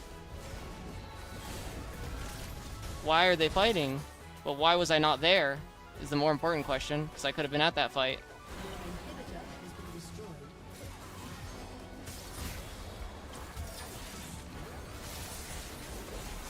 Oh. Good poke. Got rid of the wave, too. Okay, maybe it's not over. No, no, no, no.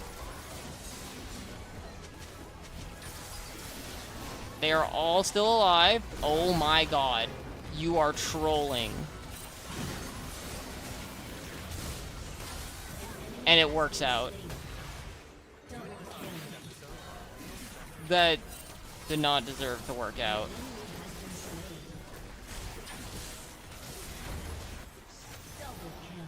That did not deserve to work out. I'm almost tilted. No, I am tilted that that worked. I guess they just overstayed. They were already somewhat low.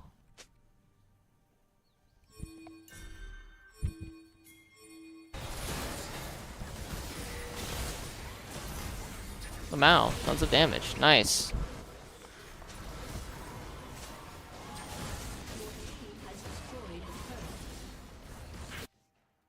Should be game. Your team has destroyed an inhibitor. We don't have a wave, actually. Oh, no, we do have half a wave. If they can clear the wave, though, we're screwed. Lux has no mana. Oh, never mind. Game over. We just end the game. Oh my god. What a game.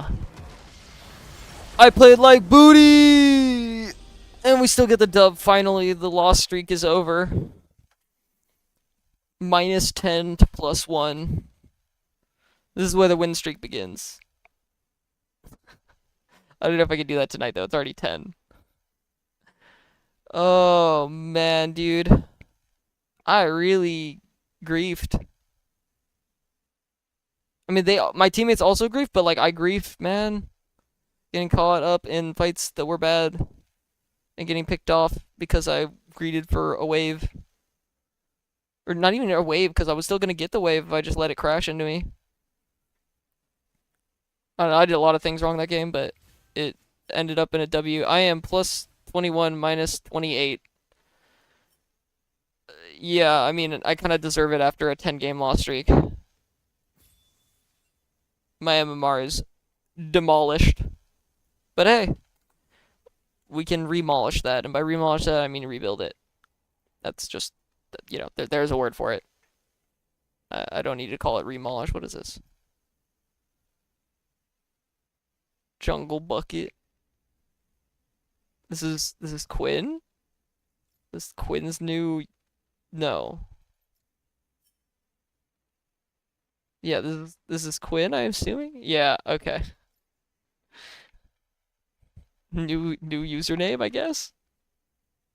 I wonder what caused the Jungle Bucket username. I'm sure I'll get an explanation at some point. Do I troll my IRL life and play another game? Oh wait, shoot. I do have a chore that I didn't do. That like is a pretty important IRL chore. Let me just look at it.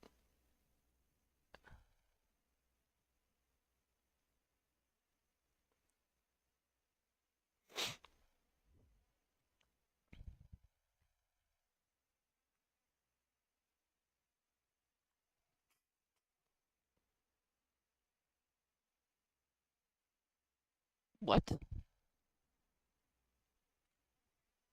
Hold on. Oh, okay, hold on. That's what it's saying. Okay. Don't worry about that.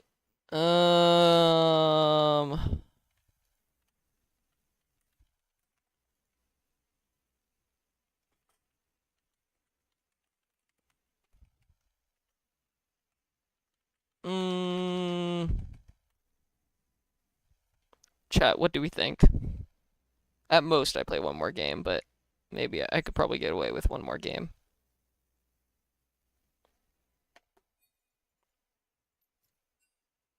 Jungle Bucket says we get to plat right now. No, we don't do that. We definitely don't do that. It'd be a little hard. Be 3 wins in a row after that. I mean, it's totally possible, but I would that would actually be trolling my IRL life at that point.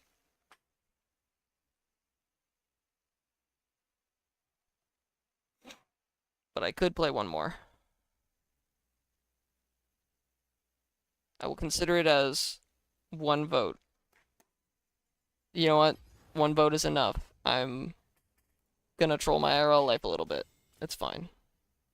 If I go to bed immediately instead of playing gacha games, I will still get decent amounts of sleep. Slam 9 billion Manhattan cafes, you will be fine. I mean, I will be fine no matter what. Like, it's not actually that bad. My job is straight up just not that taxing.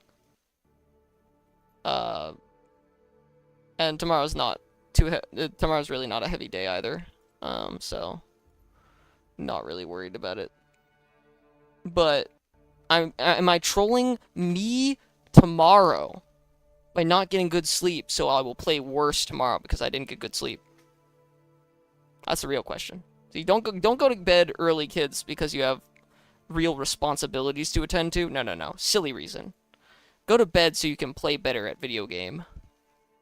Very simple. I say as I intentionally don't listen to my own advice at the current moment in time. It's fine. I can get away with it.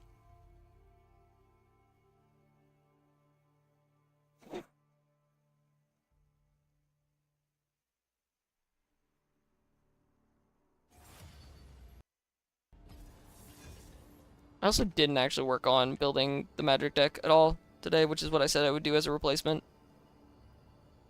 Oh well. You know what? Actually, I normally stay up Tuesday nights anyways because of magic, so we'll just count this as that, I guess. I'm just making up reasons to stay up late.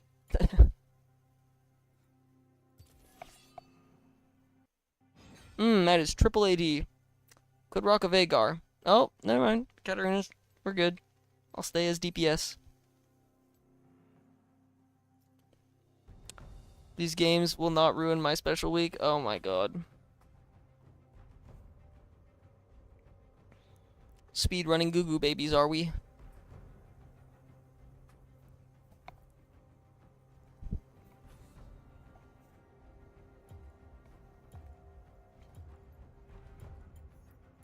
Turns out I start using guest Umas and oh wow, they banned. Wow, interesting. Curious. I wonder what they'd play instead of Cat. Because if it's an AD jungle or AD mid laner, I'll cry. We already have 2 AD, which kind of makes me already just kind of shoo me, but they also aren't tank busters, so you know, I'd be a little hesitant to not run DPS, and that is not a tank, but like a tanky-ish boy there.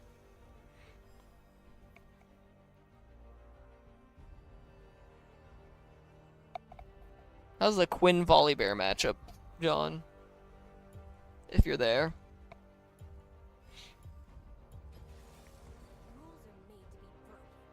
Feel like it should very much go the way of Quinn, but I could also see her trolling with her positioning or burning E at a bad time, or burning E early and then just dying for it. Bear. The man is here. Morgana and Viego. So that is... Man, I didn't use Ghost enough last game. I pretty much only used it to run away. I didn't actively use it in a team fight. Well, I don't think. Well, it could go Cleanse for Morgana, but also just don't get hit by Morgan in the first place. You play Jinx. You play at like 900 range. So, we'll see. If they pick another melee, I'll still run Ghost. If not, I'll probably run Barrier. Oh wait, and with Emilio, definitely not running Cleanse. Okay. It's just between Oh, I may stand corrected. That is a Jhin. And a Lux. But I have Emilio. I don't know how I feel about this. That is triple range, so I am gonna not run Ghost at the very least. You know what? Cleanse saves me, and we're trying to play passive anyways. We're taking a new we're looking at life differently, or how we play the game. I've been playing too aggressive. That's been getting me killed, and having really bad troll interest. A Katarina player whose second champ is Anivia.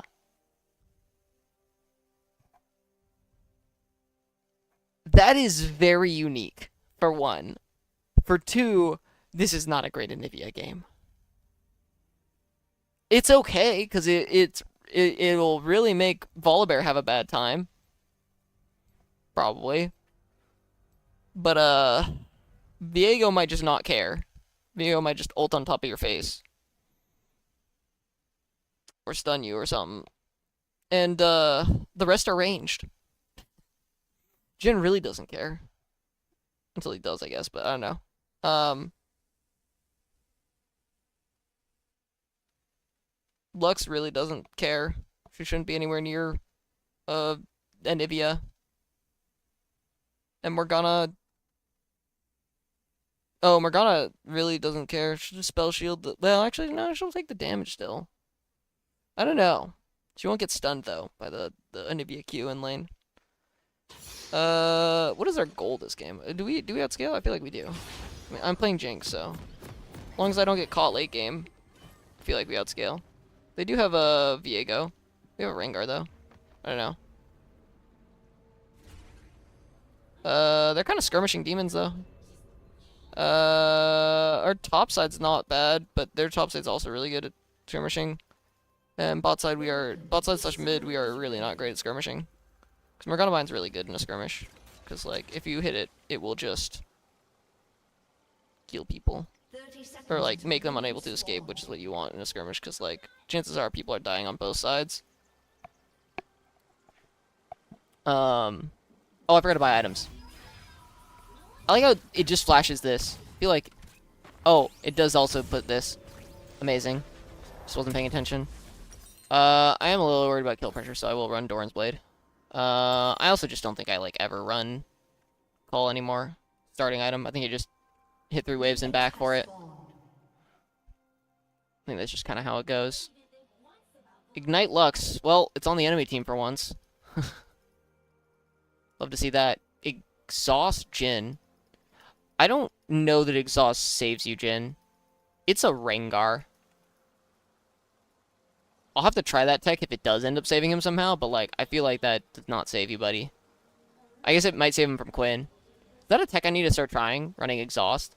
I feel like it's not. I feel like that's a... creating new ways to solve your problems that you really shouldn't be doing.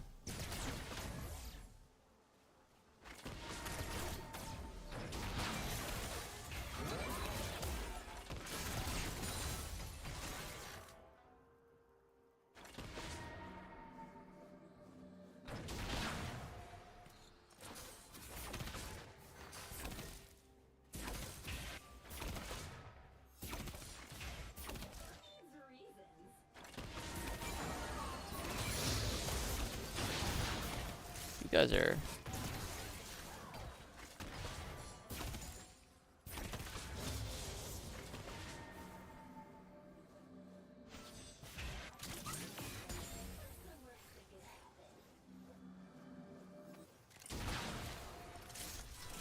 Uh-oh. Oh my goodness, I'm trolling. Lucky Cleanse has that passive thing of being CC'd, not, having, what's it called? Shoot. That sucks. This really sucks. Maybe I'm just bad. Okay, I can go grab a call. It's Jin. I'm not super worried about his tower damage.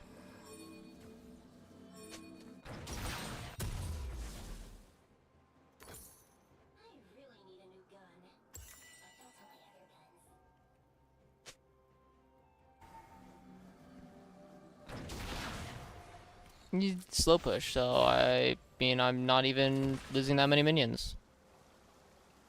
I am still just losing the whole wave, I guess. And if you lose the whole wave, what does it matter that it was a cannon wave that you backed on? Oh. Okay, good. Rengar, listen to the ping.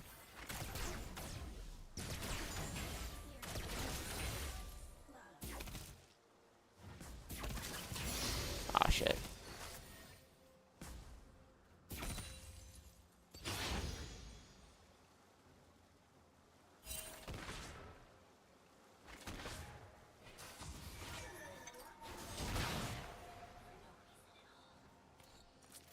I'm only down 3 farm anyways. It's kind of funny.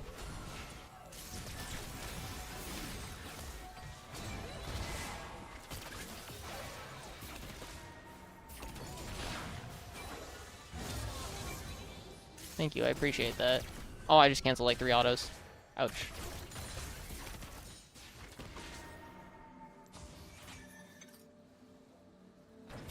Burned both my wards at the same time, which is not great, but... Huh. Yeah.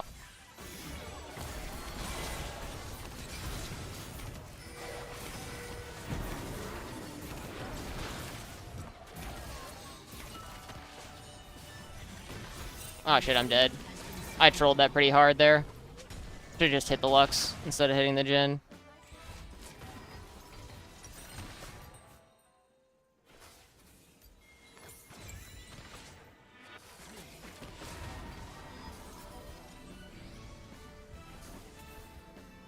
Didn't realize she was just walking in melee range, but that's my bad. I need to pay attention to those things. Oh my god, Melio.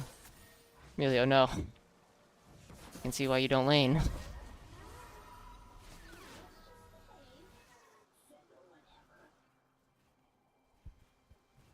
Because it bounced, it's pushing into them too. Annoying. Oh, come on, I didn't get that.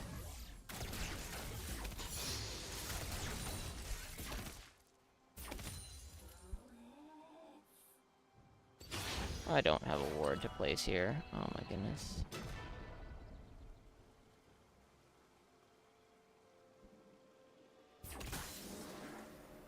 Huh. Okay.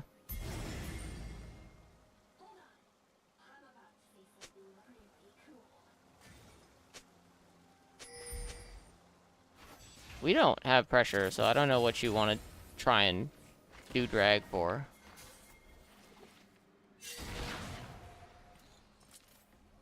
It's not something that we just get to do.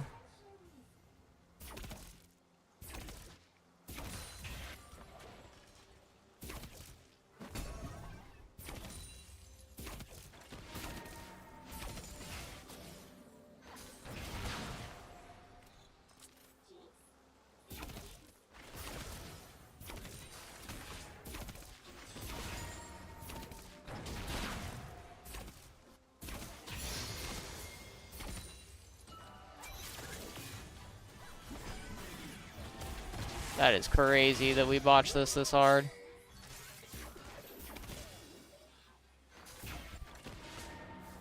We just wove all of the abilities into them. And there's Viegos. It's a good thing we didn't chase.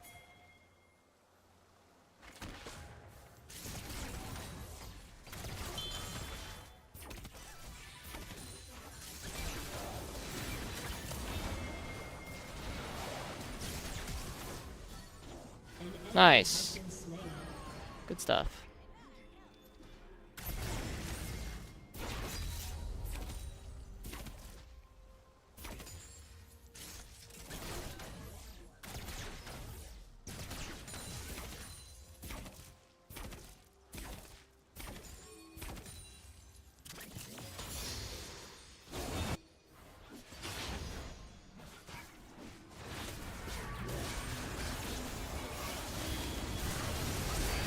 Oh my god, they got it.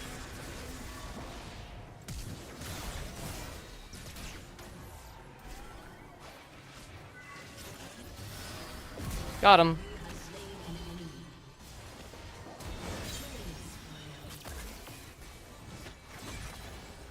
What the fuck is going on?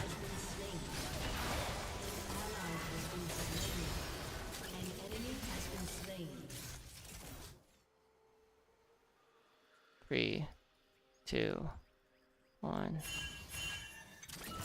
Ah. I'm fine.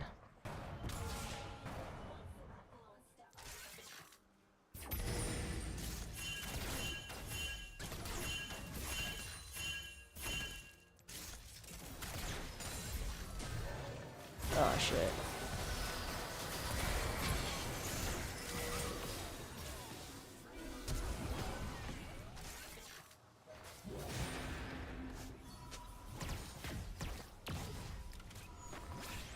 What a hectic fucking bot fight, Jesus.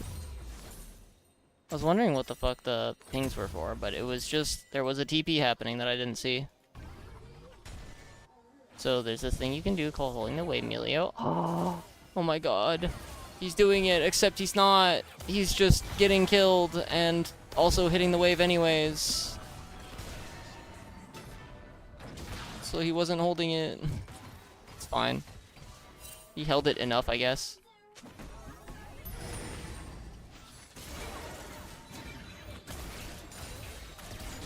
Dude, I am trolling. Ouch. Going on? Anivia, why did you start? Okay, I mean, An ally has been slain. I don't know what's going on there.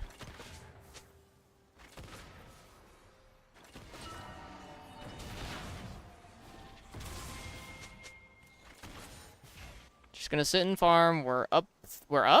3 farm. And an assist. We just don't have good gank setup, man. I got minion block.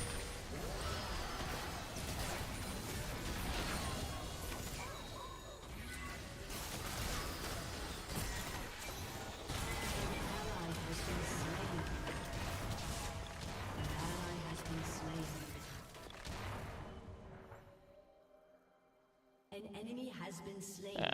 Okay, they're getting work done top side at least. Has been slain.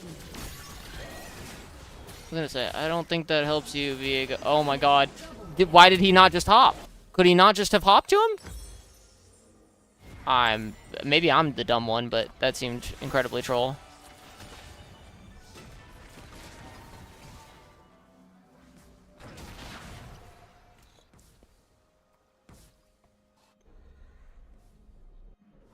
Maybe there's like a lockout period or something. I swear though, Rengars can just like perma jump on people, and so I don't think it was that. Maybe he was just standing just outside the range or something. Assume the best in people. Assume it was something he didn't know he could do or couldn't do for another reason, rather than actively chose not to do. Or maybe he actively chose not to do it and just didn't realize that he needed to.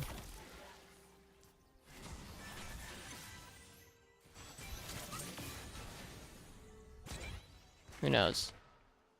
Okay, well now we're down a kill. That's fine.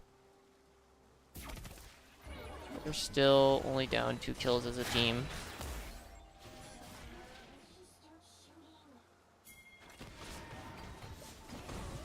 I was gonna say, that's just a free pick. An enemy has been slain.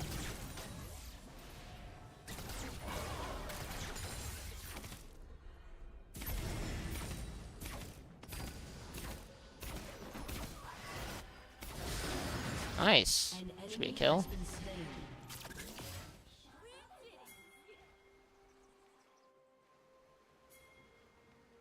Oh, there's still another 20 seconds left. That's... And Viego's still alive. Oh wait, Viego's resetting. That's fine. Somehow. Could get a play here, but it's fine. I think the going for the Drake on spawn is a better play here.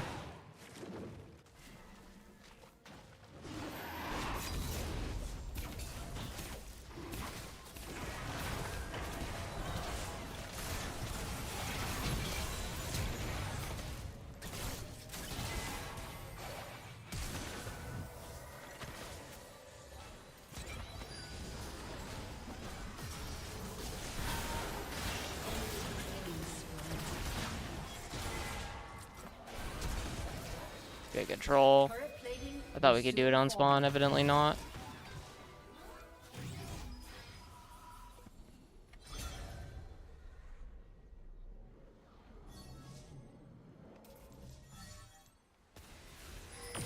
Ah, right timing.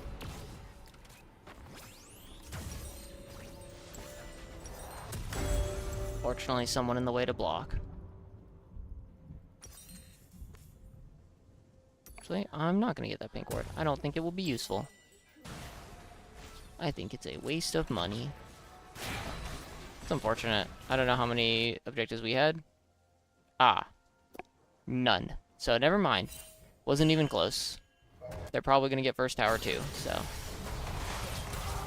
Brother. Enemy rampage. This is about how I thought it would go. Oh wait, actually, the volley's also 0-3? There's a lot of chaos top lane, I guess.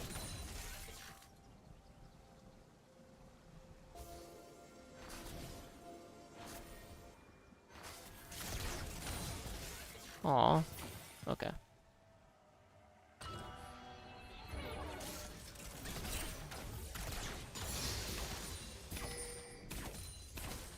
Your turret has been destroyed. Your turret has been destroyed. Oh man. Been Nice. slain. Good stuff.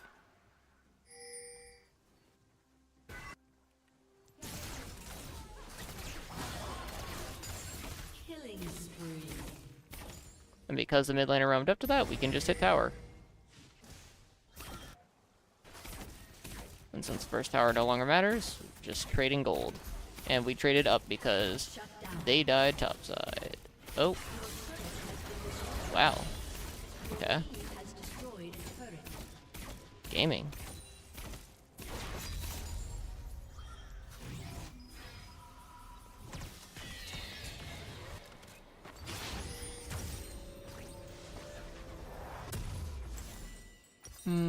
Yeah, we'll just grab the boots. I know that 8 more minions and I would have BF sword, but having 0 boots against Volley Viego seems like a bad idea. And also just Lux, Morgana, Jhin. I'll value the move speed. Okay. Alright, I'll leave the way for you, Anivia. I should have deployed mid lane anyways. That was the correct play. Oh, he's holding the way for me. Oh. Thank you. Woo woo.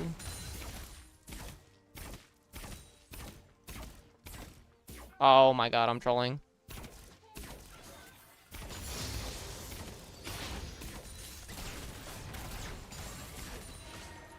Money.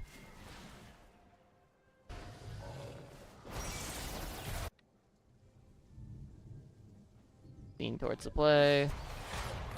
He fails the hop. Okay, cool. Go back mid. Play is over.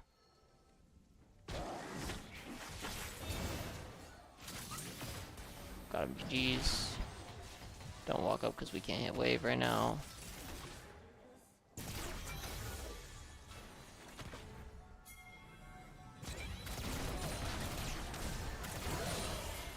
Nice jukes.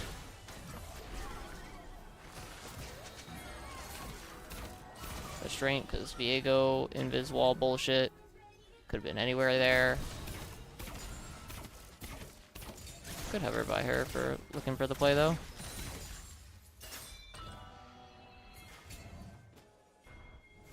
What is going on? Homies. That's a dub. Look at her playing in the cove. In the alcove, baby. Look at that. Bootyful.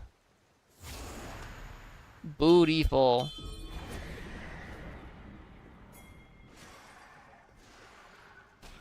Try not to go too hard, y'all. Y'all already got a massive dub. You don't need to overforce it.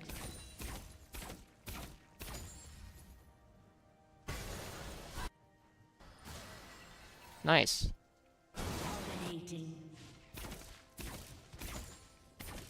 See, 2 bot. 2 dead.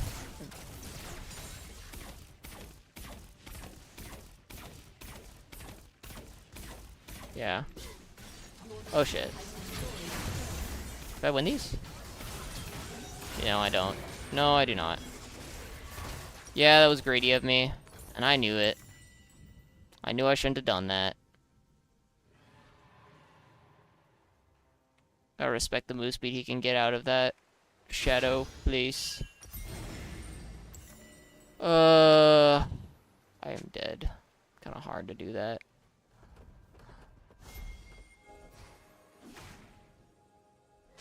Oh, they're not doing it, so just don't.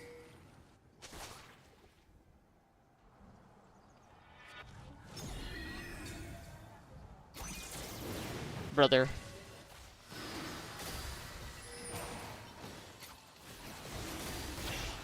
Brother. You are dead.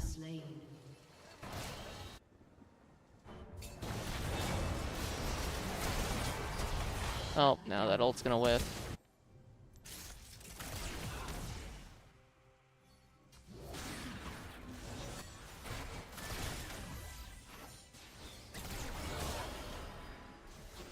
I don't think we should be here, TBH. Yeah.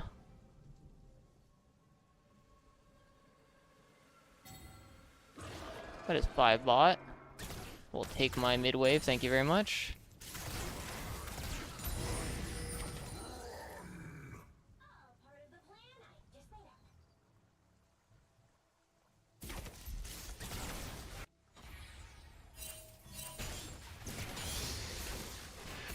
I ain't contesting that shit, man.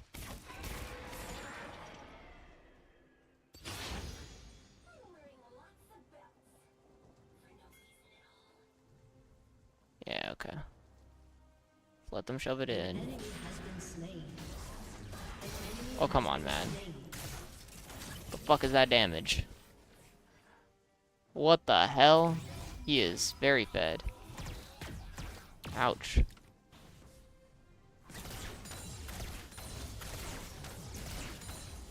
Alright. Get my pickaxe. Well on our way to Le Infinity Edge.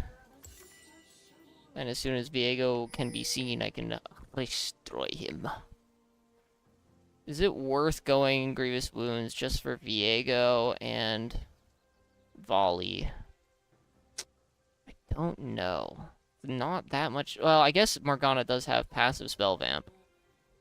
So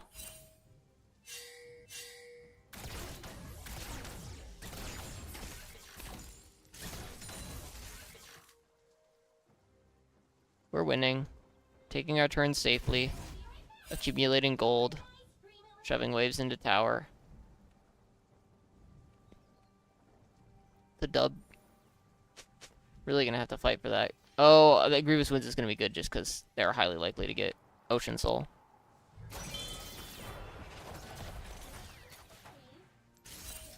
An enemy has been slain. Enemy killing spree.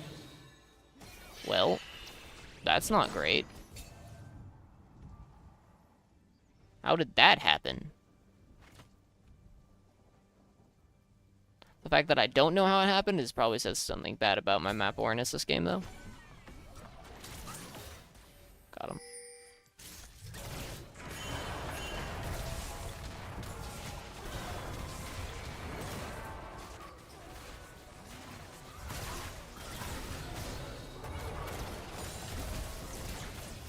I'm pretty strong now. Whoa, what the hell? Okay, I mean, sure.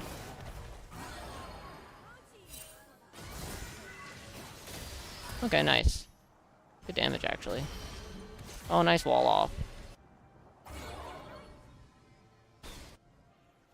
Quinn, I should be the one hitting mid-wave, and you should be the one leaning towards a roam. What? What are you doing?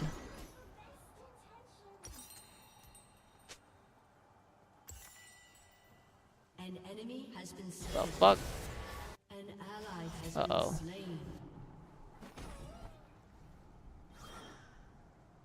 We should not be contesting here.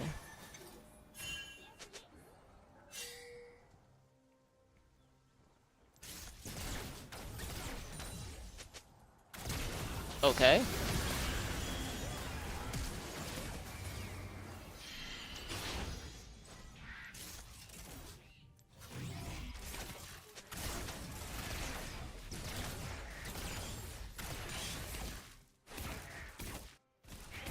Fine.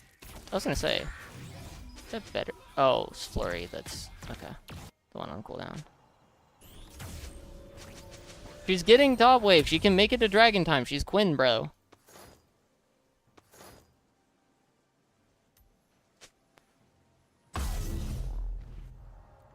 Yikes. I'm gonna be riding it real close.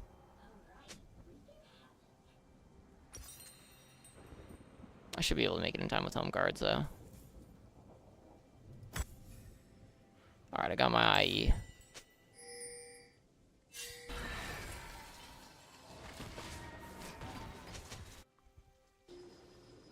You're hunting? Brother, no, no, no, no, no, no, no, no, no, no, no, no, man. I mean, you procced a shield bow without losing too much. Actually, that's not bad. As long as nobody dies here. But I don't know where. Blocking shots like that.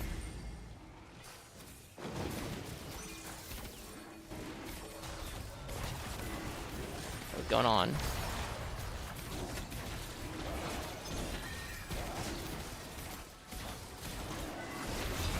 Oh my god. Alright, get out, get out, get out.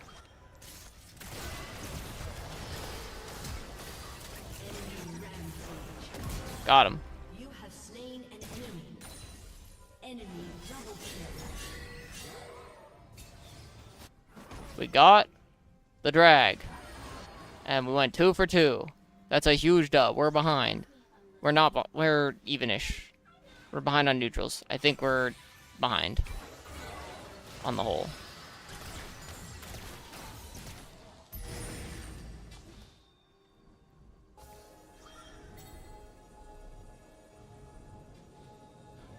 Okay.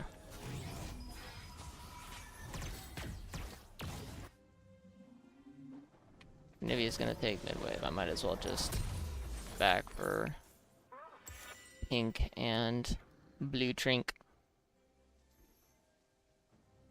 Deploy mid lane. She's deploying bot lane. Still haven't lost mid outer, which is pretty good. Feels good, man.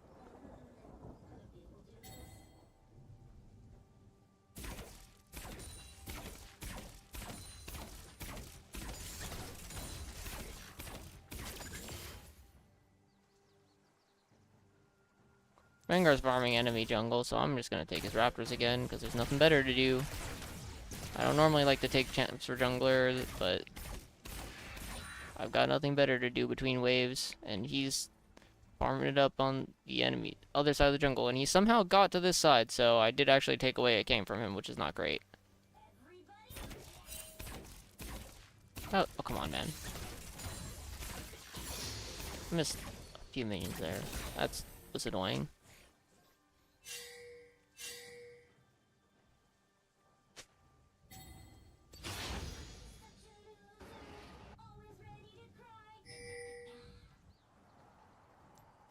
Your team has destroyed a turret. Nice. That's a dub.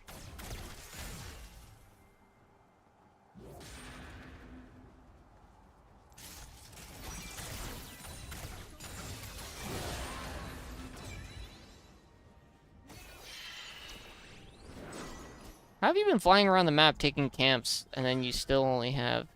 Not taking camps, but taking waves, and then you still have the least farm in the game? Except for Volibear? They can see that TP.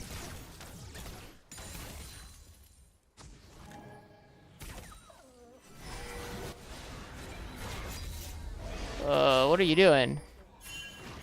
They are all alive. The only thing you could argue we had an angle there for was the fact we had mid-shove.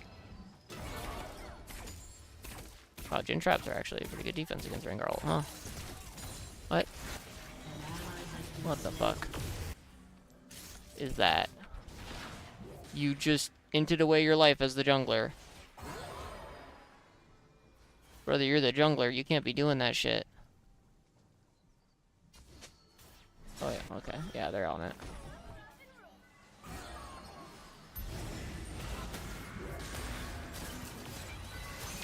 Oh, wait. This is huge? No, it's not. It's very not huge. Unless it is. It's huge.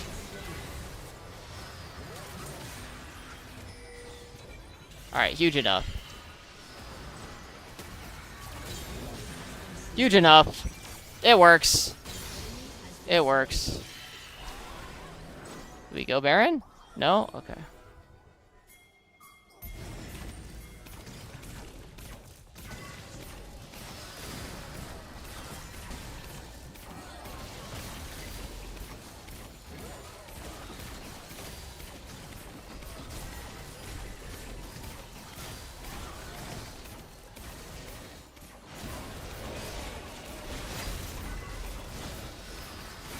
Might have been better to just break the base, but it's fine. Holy cow. Alright, that felt good. Reset. Grab a pink ward. Head straight to Dragon. She's got bot shoved.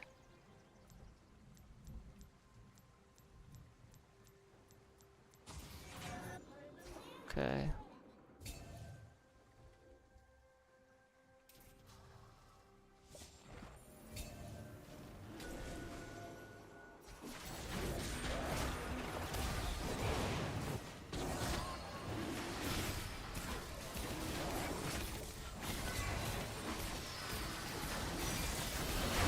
Okay, we got it. Exit stage left here.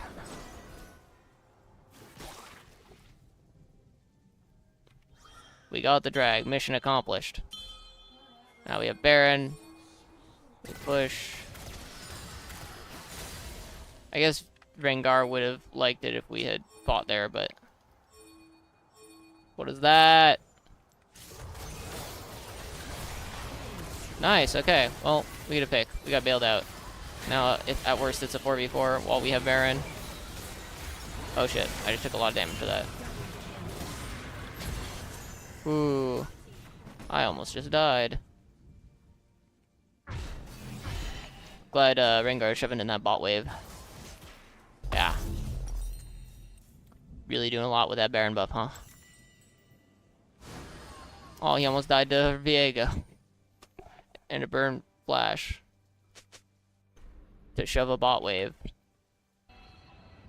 Again, what is it with junglers and not wanting to group as 5? I get Rengar's not the best group as 5 person, but like, dude.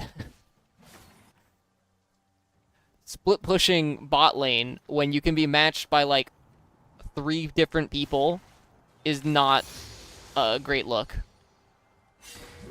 Just take their camps.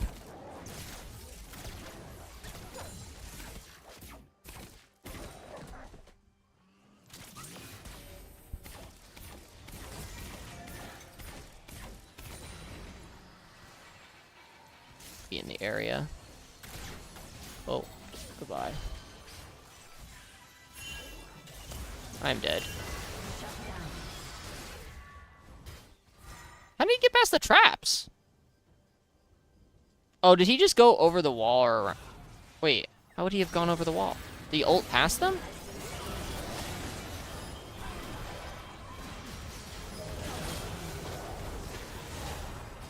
Problem is he's got armor boots. Oh. Wow, he turned into someone without armor boots. What? They juked each other?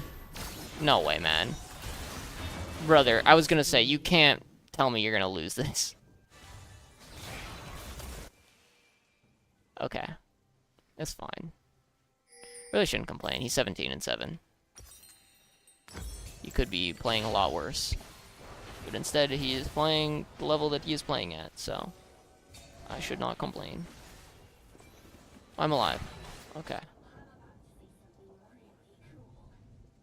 Got these two up in 2 minutes. Kind of sucks we weren't able to end the game because they're constantly on the verge of frickin' Ocean Soul, which none of us have built Grievous wounds for. And would probably give them just enough sustain to just guaranteed win every fight. Even if we had Grievous.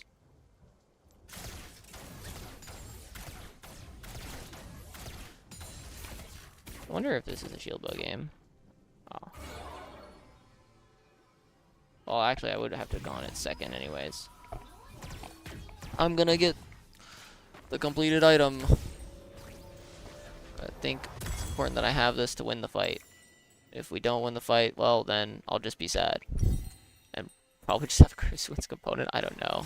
Or pray that somebody else build Grievous. Oh my god, wait, he actually got it. Oh my god. You could kill the Viego who built armor, even.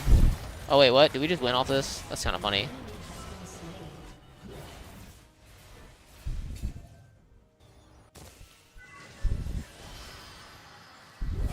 Don't. Oh my god. You got jebaited, buddy. You got jebaited so hard. Come on, man.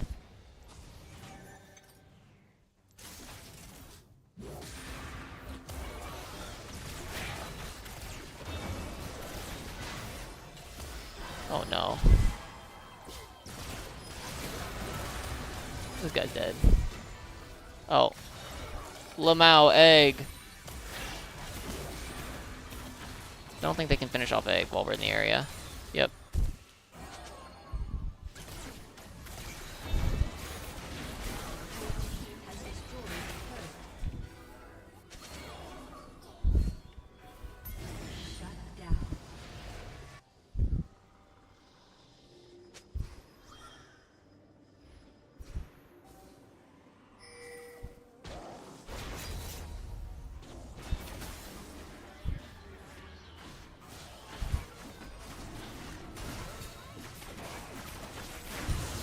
Brother!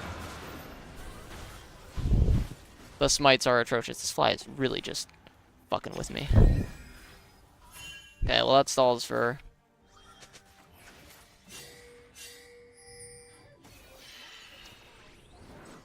Diego's really scary.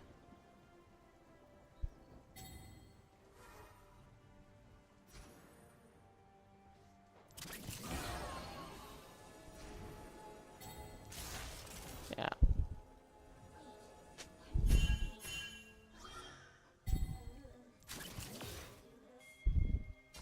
That was bold walking that far forward, man.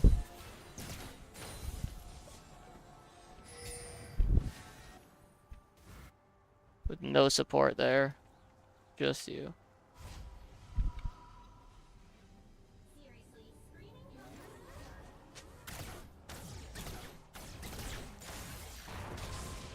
Interesting Jhin ult.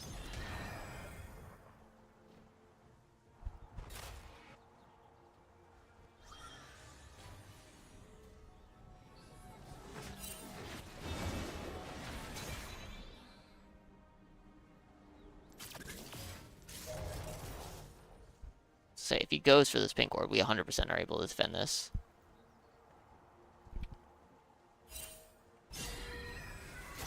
Oh, nice. Okay. That should be a pick in theory. Nice. Okay, it is a pick.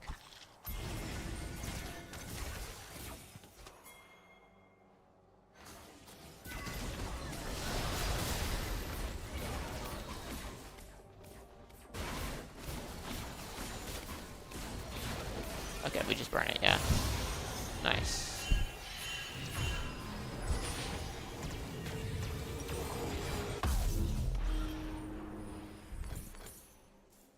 Alright.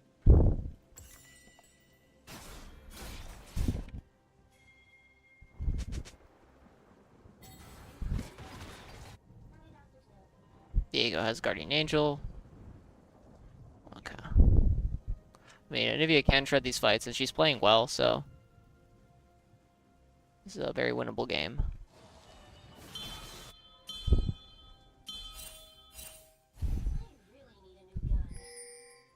Diego top. Okay. I feel like this is very good for us, yeah.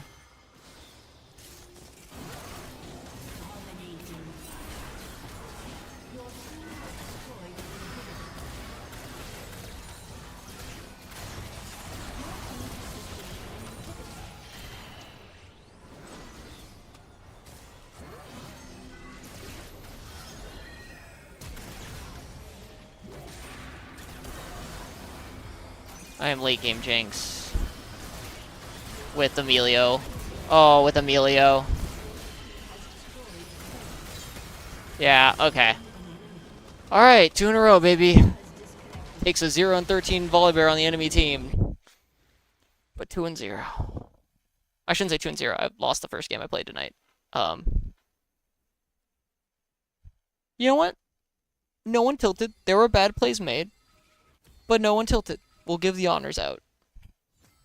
We will not be that stingy with our honors. Okay. Well, we did finally break the loss streak. All it took was just being a little bitch, being passive, and barely fighting, and then praying team carries, and then team does carry. I guess, I don't know. I might be learning the wrong lesson. But either way, I'll take the 2 dubs. Back up to 61.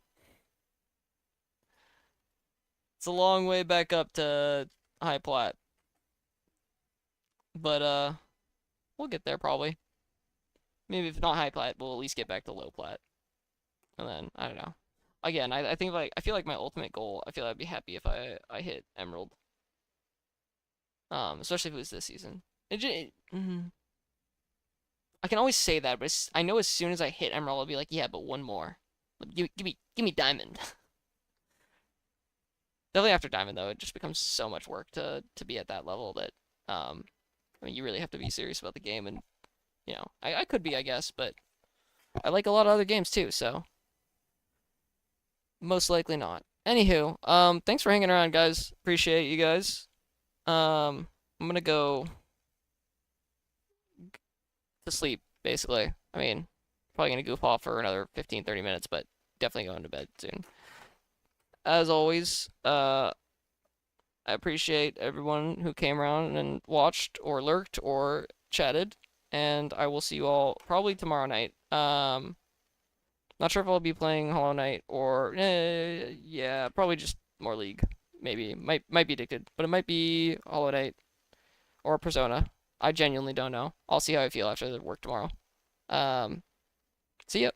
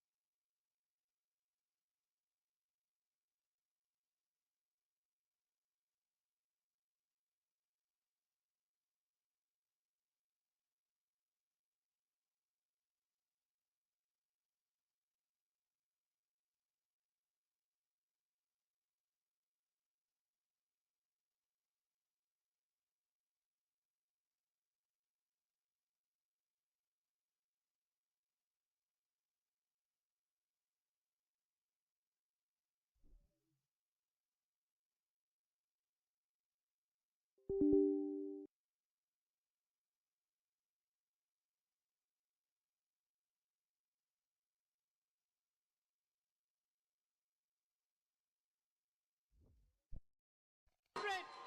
sacrifice my own life for Pakistan.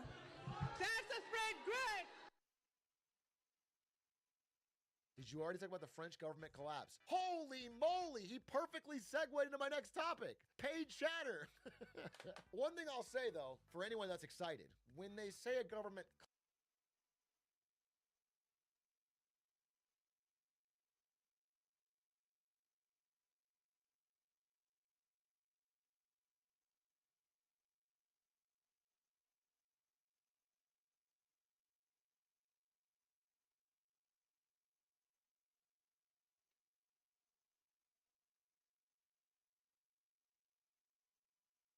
I've had a lot of success with VGen for whatever. They keep drawing the character with huge knackers. Even same. Sometimes I same huge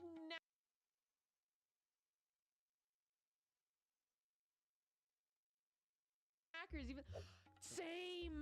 Sometimes I get art back and I'm like, these are not the honkers you seek. So many artists just want you to have honkers. I don't want to have honker bonkers. Yeah, I want to be normal. I have like a average thing. Like I get some skips back and I'm like, yeah, that's reasonable. That's good. And then I get some back and it's literally like the honker bonkerist. Okay, this is one scab that I like a lot, but bro, where did those honker bonkers come from? I like this scab so much, but I am not honker bonkery like that. My double D's are in my brain. I've had a lot of success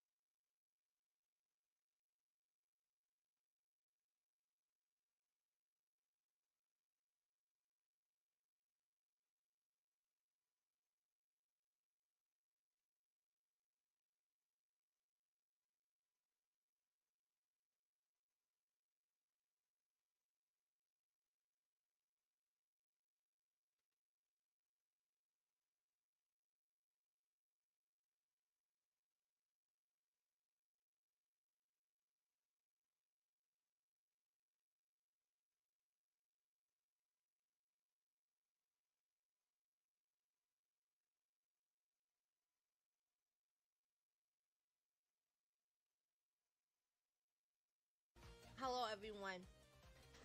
I got no work done last night. After let me make that noise. After Silk Song, I just laid down and then I played Umume. And then I went to bed. Don't worry, I have the middle of the week is gonna be my getting work done day. Hopefully. I pulled Saiyan Sky and Narita Brian last night. I saw Money-chan DM'd me. Well, I saw Rene's tweet before I went to bed. I was like, no. And then I woke up to Money-chan being like, Haru Rara died. And I'm like, no. Haru Wawa, may you rest in beautiful horse heaven. And I hope that they're frolicking and having lots of fun in horse heaven, eating lots of grass and running around. May they rest in peace. So, Haru Rara was a quite old horse. So it's nice to know that they live really long. You know, when you see a horse get to the end of they're like pushing their lifespan, that means that they're being taken care of and that they're alive. They live happily. Yeah, 29-year-old is a pretty old age for a horse. Beautiful. I hope that you are having fun up in heaven, up in horse heaven. Rest in peace, you beautiful horse. Imagine how happy she is knowing that all of her grass gifts are being redistributed to all her friends on the farm, on that ranch. You know, her loving story made it so that. Hustle culture is back, louder, prouder, and somehow even more extreme. Early morning routines, bold claims, and whatever the this is. But a counter movement is also gaining ground. Call it anti-hustle, essentialism, or slow productivity. A generation of knowledge workers are starting to rethink what it actually means to find success. And I'm one of them.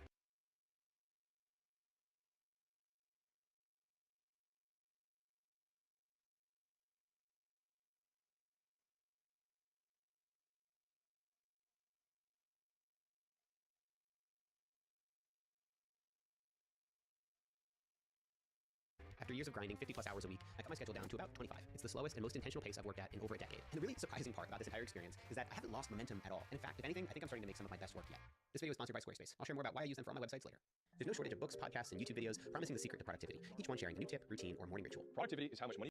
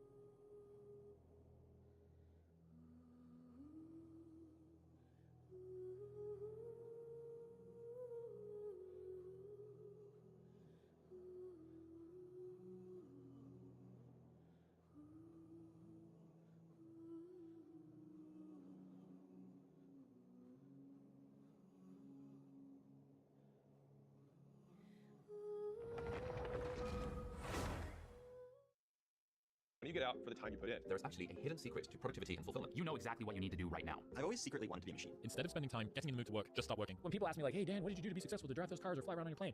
It's what I don't do. You ain't been getting done. The advice is a mixed bag. On one side, you've got the hustle bros telling you to wake up at 4 a.m., down a protein shake, and grind until your eyes bleed. On the other end, you've got the quiet quitting movement. People telling you to do the bare minimum and coast towards your bi-monthly paycheck. Somewhere in the middle, you'll find Cal Newport. His best-selling books like Deep Work and Digital Minimalism push back against traditional wisdom. Cal recently laid out a more sustainable approach to work in his book, Slow Productivity. There's been a lot of talk about productivity in recent years. What did you feel was missing from the conversation that led you to introduce this idea of slow productivity? Well, in knowledge work in particular, we use the word productivity all the time, and we have no idea what we mean by it. So if you look back at industrial manufacturing, you look at farming, productivity is really clearly defined, right? It's a ratio. How much output did you produce for each unit input? How many bushels of wheat were produced per acre of farmland? How many Model Ts came out of the factory for paid worker hour that is on your payroll? And if that never got better, then whatever you were doing was more productive. But when we moved to knowledge work, we were largely using our brains to produce value. We lost the ability to make those simple measurements because there was no one thing that we were doing. There was no one collection of widgets we could point to and say, here's what I actually produced today. Maybe I'm working on 4 or 5 different things, and what those things are might vary over time, and they're different than what the person next to me is working on as well. So without the ability to measure inputs and outputs, all of our existing definitions of productivity began to falter, and I think this has been one of the defining problems, especially the late 20th and early 21st century in work.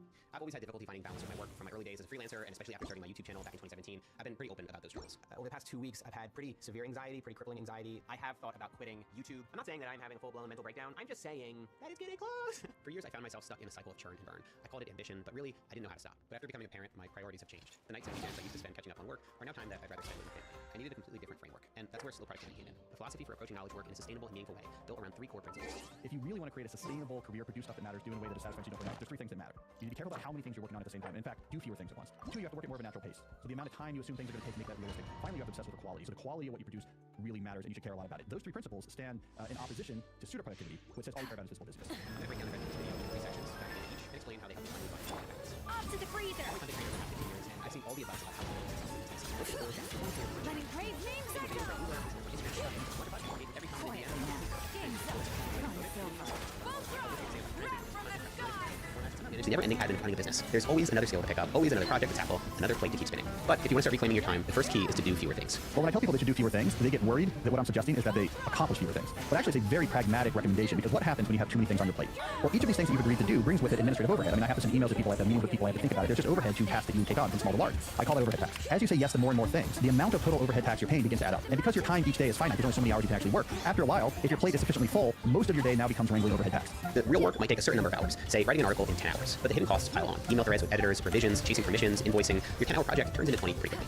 A few months ago, I started to think about how I could reduce my own workload, and the first idea I came up with seemed a little bit crazy, if not completely reckless. I asked myself, what if I only made long-form YouTube videos, and that was it? Would that be enough? Would I still find it fulfilling? Would it help me grow creatively and professionally? Or would it be a financial disaster? I decided it was worth it to experiment, and that meant making some really hard cuts. No more weekly newsletters, no more endless social content, no more behind-the-scenes videos of my bonus channel, no more podcast episodes, no more interviews, practically no meetings, and very little phone calls. I stopped doing about 90% of the work I thought was essential, even if I enjoyed it, even if it was fun, to make way for my core mission, my most important work. So of course there are still some things that I do outside of YouTube videos, like managing my YouTube course and doing business administration stuff, but I was noticeably less busy with my overall workload. The first month of adjusting to this new pace, I felt so much lighter. I was less frustrated that I was constantly falling behind, and I was more proud of the work that I was making. But there was still one thing that I had to contend with, my inner hustle bro, that voice in my head that kept whispering, shouldn't you be doing more?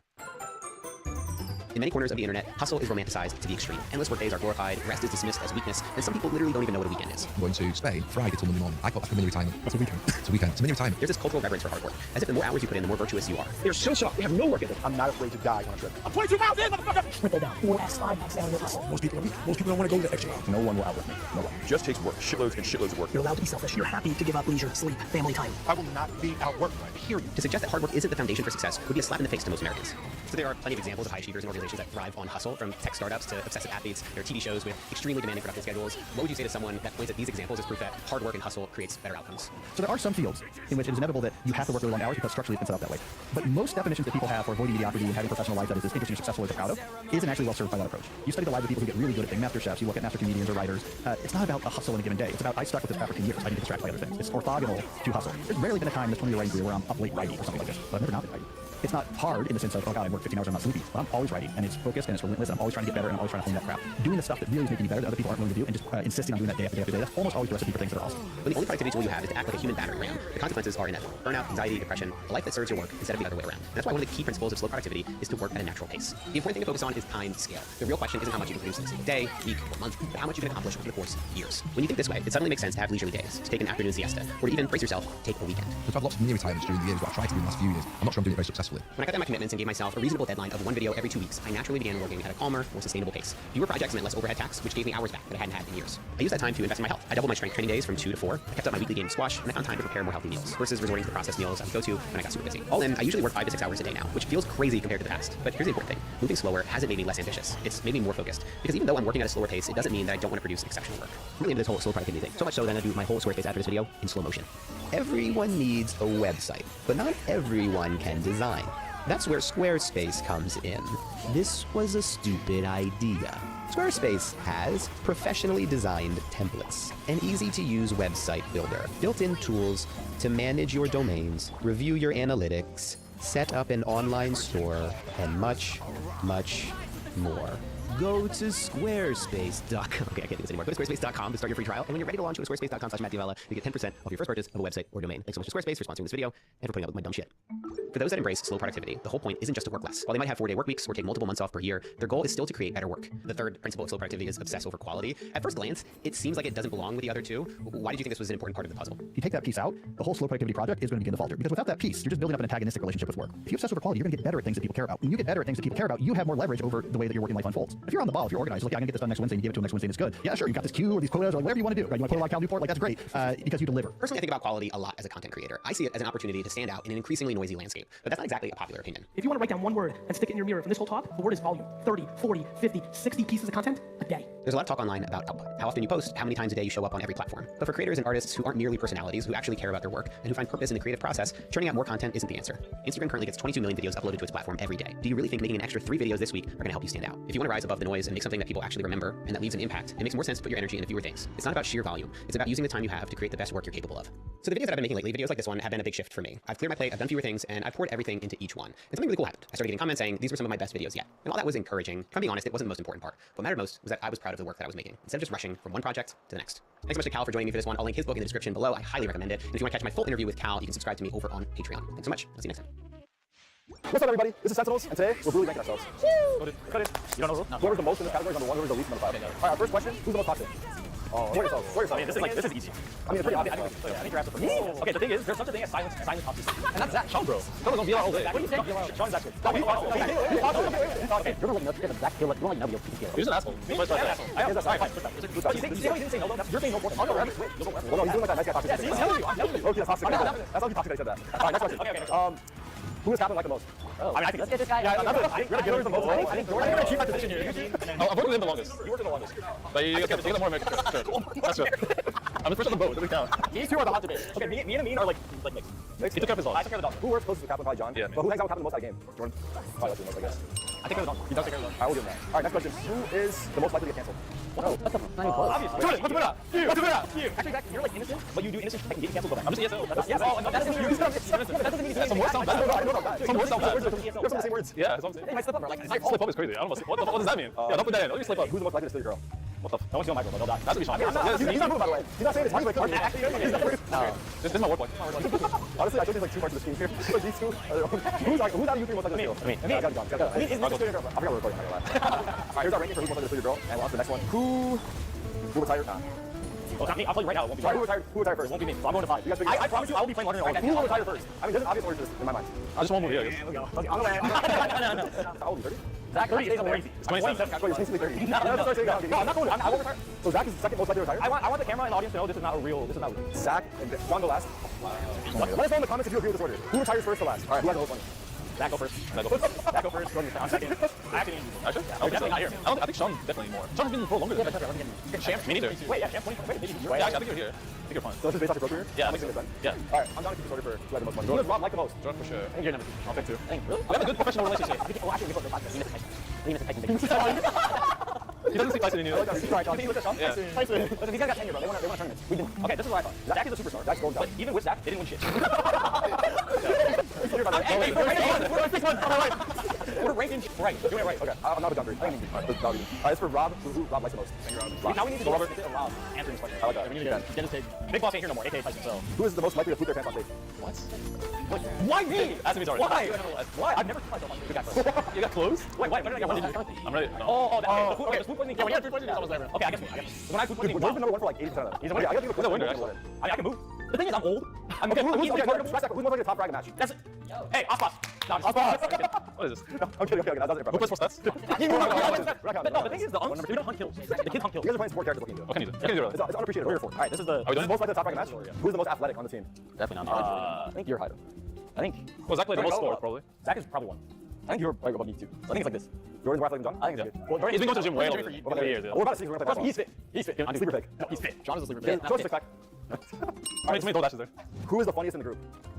Jump up. I think. Why? Who am I sleeping? Sean is my sleeper. Who is the class clown? Sean is my sleeper. Well, if we're going class clown, that's funniest. Class clown, funniest. Class clown. Is there funny in class clown? Sean's not always funny. Sean's got the most English, so he's packing those jokes. Okay, who's the funniest? Who makes everyone laugh the most? I think Marshall and Sean. Who's making everyone laugh the most? Sean makes me laugh the hardest. I feel like I'm not a clown, but I have bangers. He's got bangers. I got bangers. Marshall, go 5. The funniest. That's go 1. Exactly. That's go 3. I'll go the answer. Why? I think yeah, in the comments, let's know what you guys think. Who? That's go 1. Exactly. That's go 3. I'll go the answer. Why? I think yeah.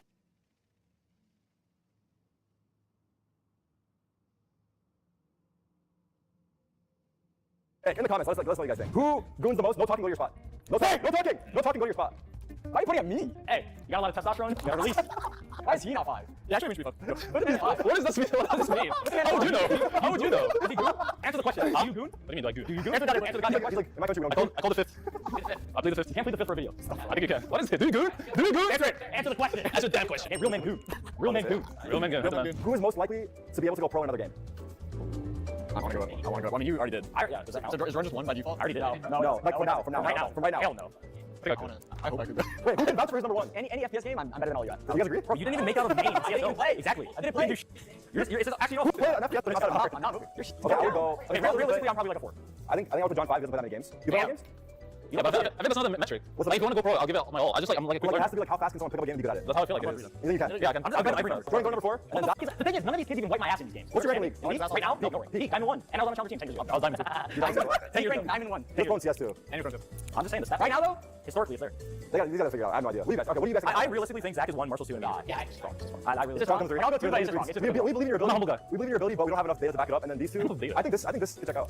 Check out. Listen, all right, in the comments, based off what you know in them, tell us if you agree. This is the order of the players that are most likely to go pro in another game. Who is the most likely to thrive in a job outside of esports, like a regular job? I'm a personality hire, so I'm a diversity hire. So we're going 1 and 2. Yeah. We're going 1 and 2. That's the problem. See, he doesn't understand corporate. I'm over here. He doesn't understand corporate. He won't live. Okay, who here has had a job outside of esports? Well, does he go number 1 based off of that? No, because Clark at Kroger. Alright, maybe that doesn't necessarily mean number 1. I didn't go back on number 1. Okay, go back. Wait, narrate? Yeah. You guys think he'll drive the most? No, it's either me or him. I mean, definitely not. Because I mean, why? Make a case. I feel like I want to go to school. How do you like in the company? He's like a finance bro. I can see it. Like finance bro, hanging on the board. He's like a big. You're gonna get fired in like 3 days. You get good. I'm not gonna lie. Like he had the people skills. I'm not gonna lie. I have people skills. Yeah, sure. He has people skills. Yeah, sure. I think this is the lineup for me. I would say you guys are probably the youngest and most The experienced. only person that I think could be 1 is outside of it. You guys agree with each other? Like, I think going to the war. Bro, most jobs not even a good job. It's a bullshit. People, look at this. Oh, how have I had the only job? What are you guys doing? What was your job? I work in construction. Yeah.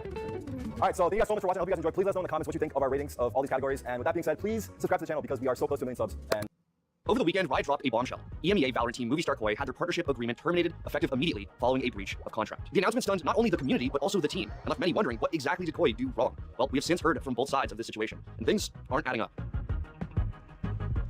On Saturday, September 6th, the Valorant Esports EMEA account posted the official announcement, quote, Riot Games has terminated Movistar Koi's partnership agreement with the Valorant Champions Tour EMEA following a breach of the team's contractual agreement with the league, end quote. They clarified that this decision only affects Koi's Valorant roster, not any of their other teams or any of the other games they're in. Also, the players on Koi will become free agents at the end of the season, and given the situation, they'll be allowed to sign with another org temporarily until the transfer window reopens. Lastly, Riot stated that a new team will replace Koi in the 2026 season, though they're still evaluating the best fit. Before we get into the video, I'd like to thank our sponsor, Omen, who are our portal to possibility for sending us to amazing esports events all over the world. We'll be right there at the center of all the action, sharing the best esports has to offer with all of you. Unleash your ultimate gaming potential with the Omen Max 16 laptop. Crafted for powerful performance, the Omen Max 16 is equipped with up to an Intel Core Ultra 9 processor, offering gamers desktop-level performance anywhere, encased in a light, portable body they can take on the go. Then there's also a groundbreaking new self-cleaning fan technology called Fan Cleaner. Powered by Intel, this built-in feature periodically reverses the fan's direction to prevent dust buildup for absolutely having to go into the Pure confusion. A breach of contract sounds pretty serious, so what exactly did Koi do? And why didn't Riot just explicitly say it? Riot has a history of being vague when it comes to partnership issues in the VCT. In 2023, the Guard had their America spot revoked after, quote, failing to meet the deadline to agree to the team participation agreement, and Bleed Esports was removed due to, quote, failure to comply with critical reporting requirements and other team obligations. That's all Riot said. No details. The full stories only came out later through other sources. Thankfully, in Koi's case, we got some answers a lot sooner. In a 10-minute video posted at the same time of Riot's announcement, Koi co-founder and the literal largest streamer in the world, Ebi, shared his side of the story. He says that the day before Riot's public announcement, Koi was invited to an urgent meeting.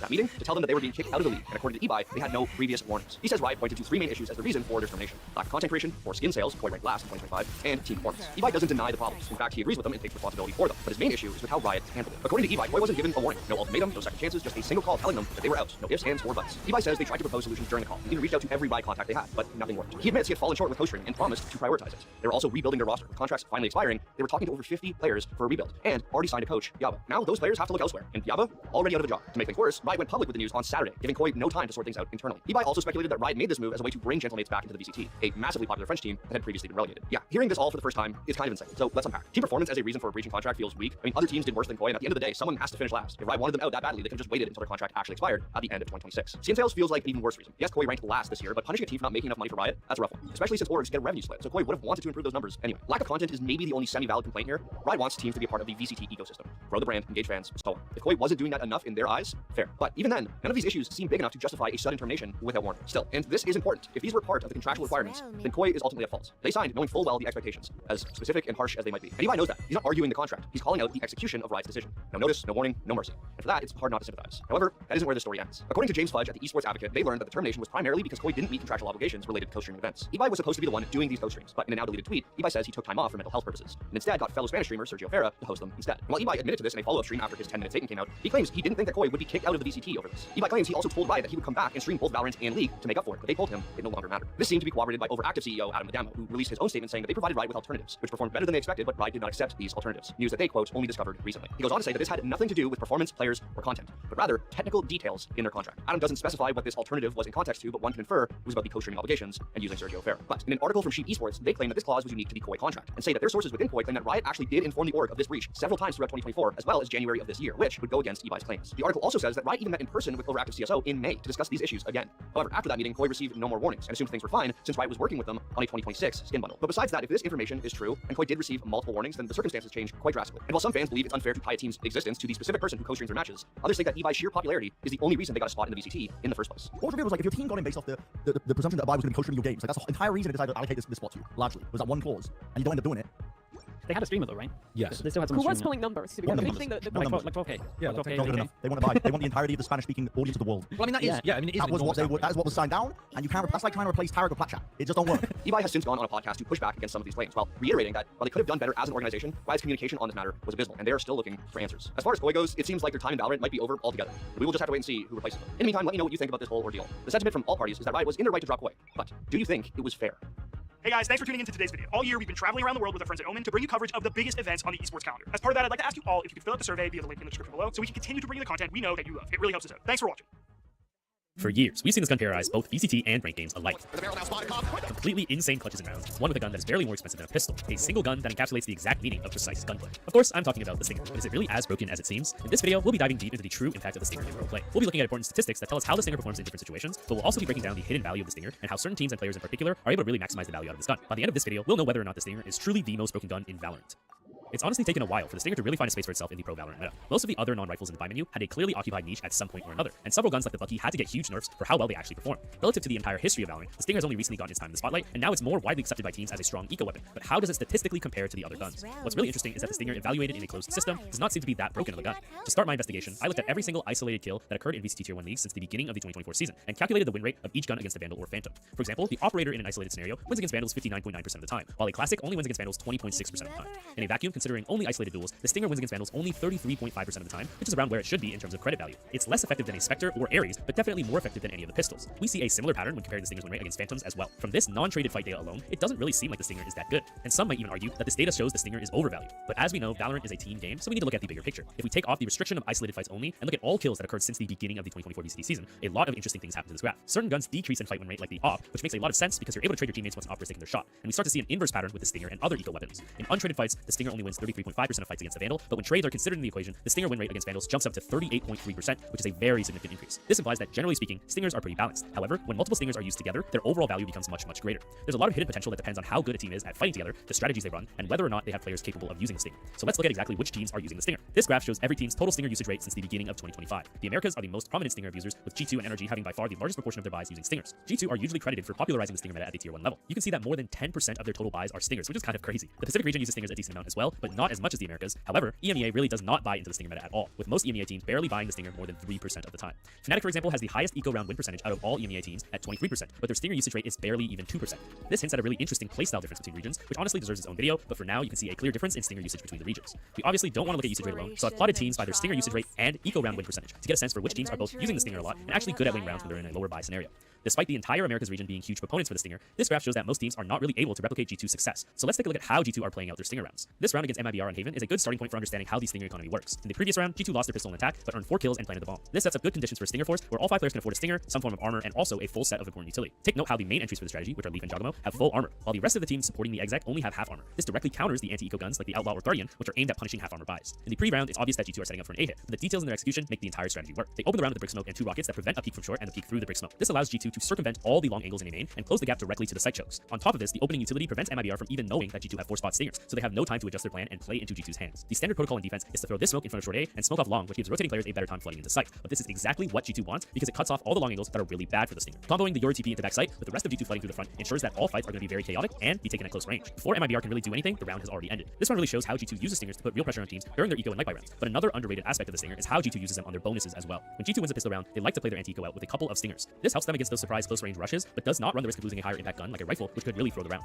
Again, this is a really big contrast to how the best EMEA teams play out their anti-defense, as they often prefer the rifle and pistol buys instead. This is an example of Fnatic's buy on Lotus defense compared to what G2 bought in the exact same situation. G2 wins this anti-eco, and when they go into their bonus round against Sentinels, they've got 3 Stingers, 1 Outlaw, and a Bulldog. This seems like a pretty weak bonus round compared to having multiple rifles, but that's definitely not the case when you're G2, and it's going to take a little bit of explaining for why their bonus round turned out so great. For the past 2 rounds going into this bonus, G2 has been one-weighing C at the start of the round. This is a common pattern that allows them to contest mound with low risk, as both Omen and Yoru can take untradeable angles and then TP out if they're in danger. Sentinels have taken note of this, so on their gun round, they plan to take back mound control. But the difference in this round is that G2 aren't one-weighing C and are actually faking an A main fight using Teo Fade and the Omen smoke there. John Cutie sees the utility towards A, and this probably reinforces his call to take mound, but G2 are actually set up to fight for mound. Sentinels use this Omen smoke and Fade Prowler combo, which is good for countering the one-way, but since G2 never threw the one-way, the smoke only helps G2 and they get a free kill and TP out.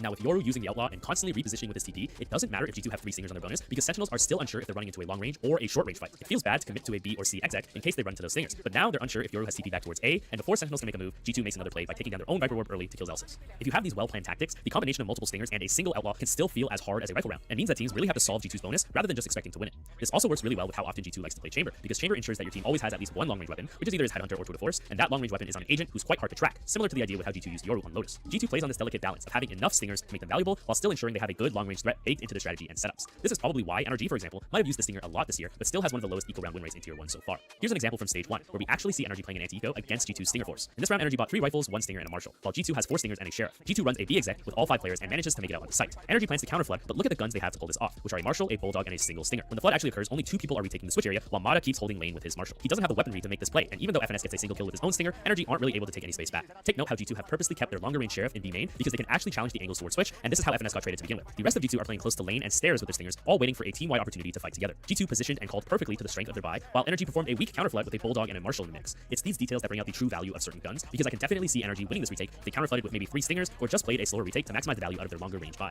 Fnatic are a great example of how to play out eco rounds with those longer range weapons. Remember how I mentioned that they hate Stingers, but still have one of the best eco round win rates in all of Tier 1? Instead of running these huge rushes, they make sure to take a lot of longer range peaks. This round in particular on Corrode is really cool, because they bought 5 long range guns, but the key is that they're all high penetration. This allows them to take those initial long peaks coming out of a main, but then once they have yard control, they're still able to pressure site by spamming it, because flooding with those guns would be terrible. Using this strategy, Fnatic are able to apply a lot of pressure towards A, and this buys Chronicle a round-winning lurk, which allows them to run all the way back to B. In the end, teams like G2 and Fnatic simply know how to play towards their buys better than other teams, and that's what truly makes the guns they buy OP. Buying a couple Stingers and working independently from each other will never get the same effect you see from G2, who are even able to make mid to long range fights look hard to win when they're working together. Even though this means that Stingers are generally balanced, I will say that it's probably way more frustrating to lose to Stingers than it is to Guardians and Sheriffs, and that in my opinion will always make the Stinger OP. If you made it to the end of this video, thank you so much for watching. I'm getting back into putting out content again while looking for offers in the offseason, so let me know if there's any interesting topics you want to see. Thanks again, and I'll see you guys next time. So what's up? You can say that in the first 5 seconds of a video, but you can't have your videos show up in restricted mode, even if they're not age restricted? Can you say like later in the video? Is actually a word you can't say regardless. So yeah, I could say fuck in the first 2 minutes of the video, but if I say fuck 2 hours into the video, it gets age restricted. It's possible. We don't know the answers. No one does. This is our newest RLM Investigates video. RLM Investigates YouTube's algorithm mysteries. We should point out this is very uncharacteristic of us to make a video like this. Right. This is every subscriber's least favorite video, which is YouTubers complain about YouTube. I'm not really complaining. This began, I got a text message from our friend Jack Packard, who does his own stuff on a channel called Second Wind, which is a channel where they, I think, talk about video games and they play Dungeons and Dragons and they do all sorts of things like that. And then he said, are you guys having problems with AI restricting your videos and is your view counts going down? And I was like, I don't know. Well, that's why it's kind of uncharacteristic of us to bring this up, because we don't really concern ourselves with views too much. We've never complained about, there's some channels every time they have an issue with YouTube, as far as like a video getting demonetized or false copyright claims, they'll make a video about it or they'll get on social media and they'll complain about it. We don't do that because it's generally not your problem. There's no reason the people that watch our videos should be concerned with this stuff. Right. They're on our channel to watch us make fun of Rich Evans. Right. They're not here On short sleeper, is it really that good? On a Top Gun, I can't like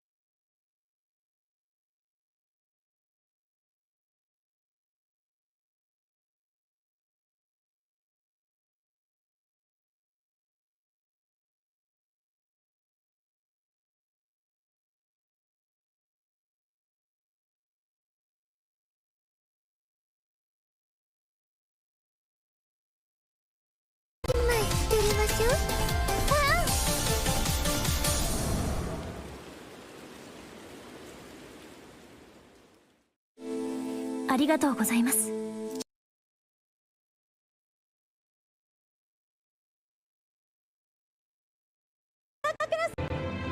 おお。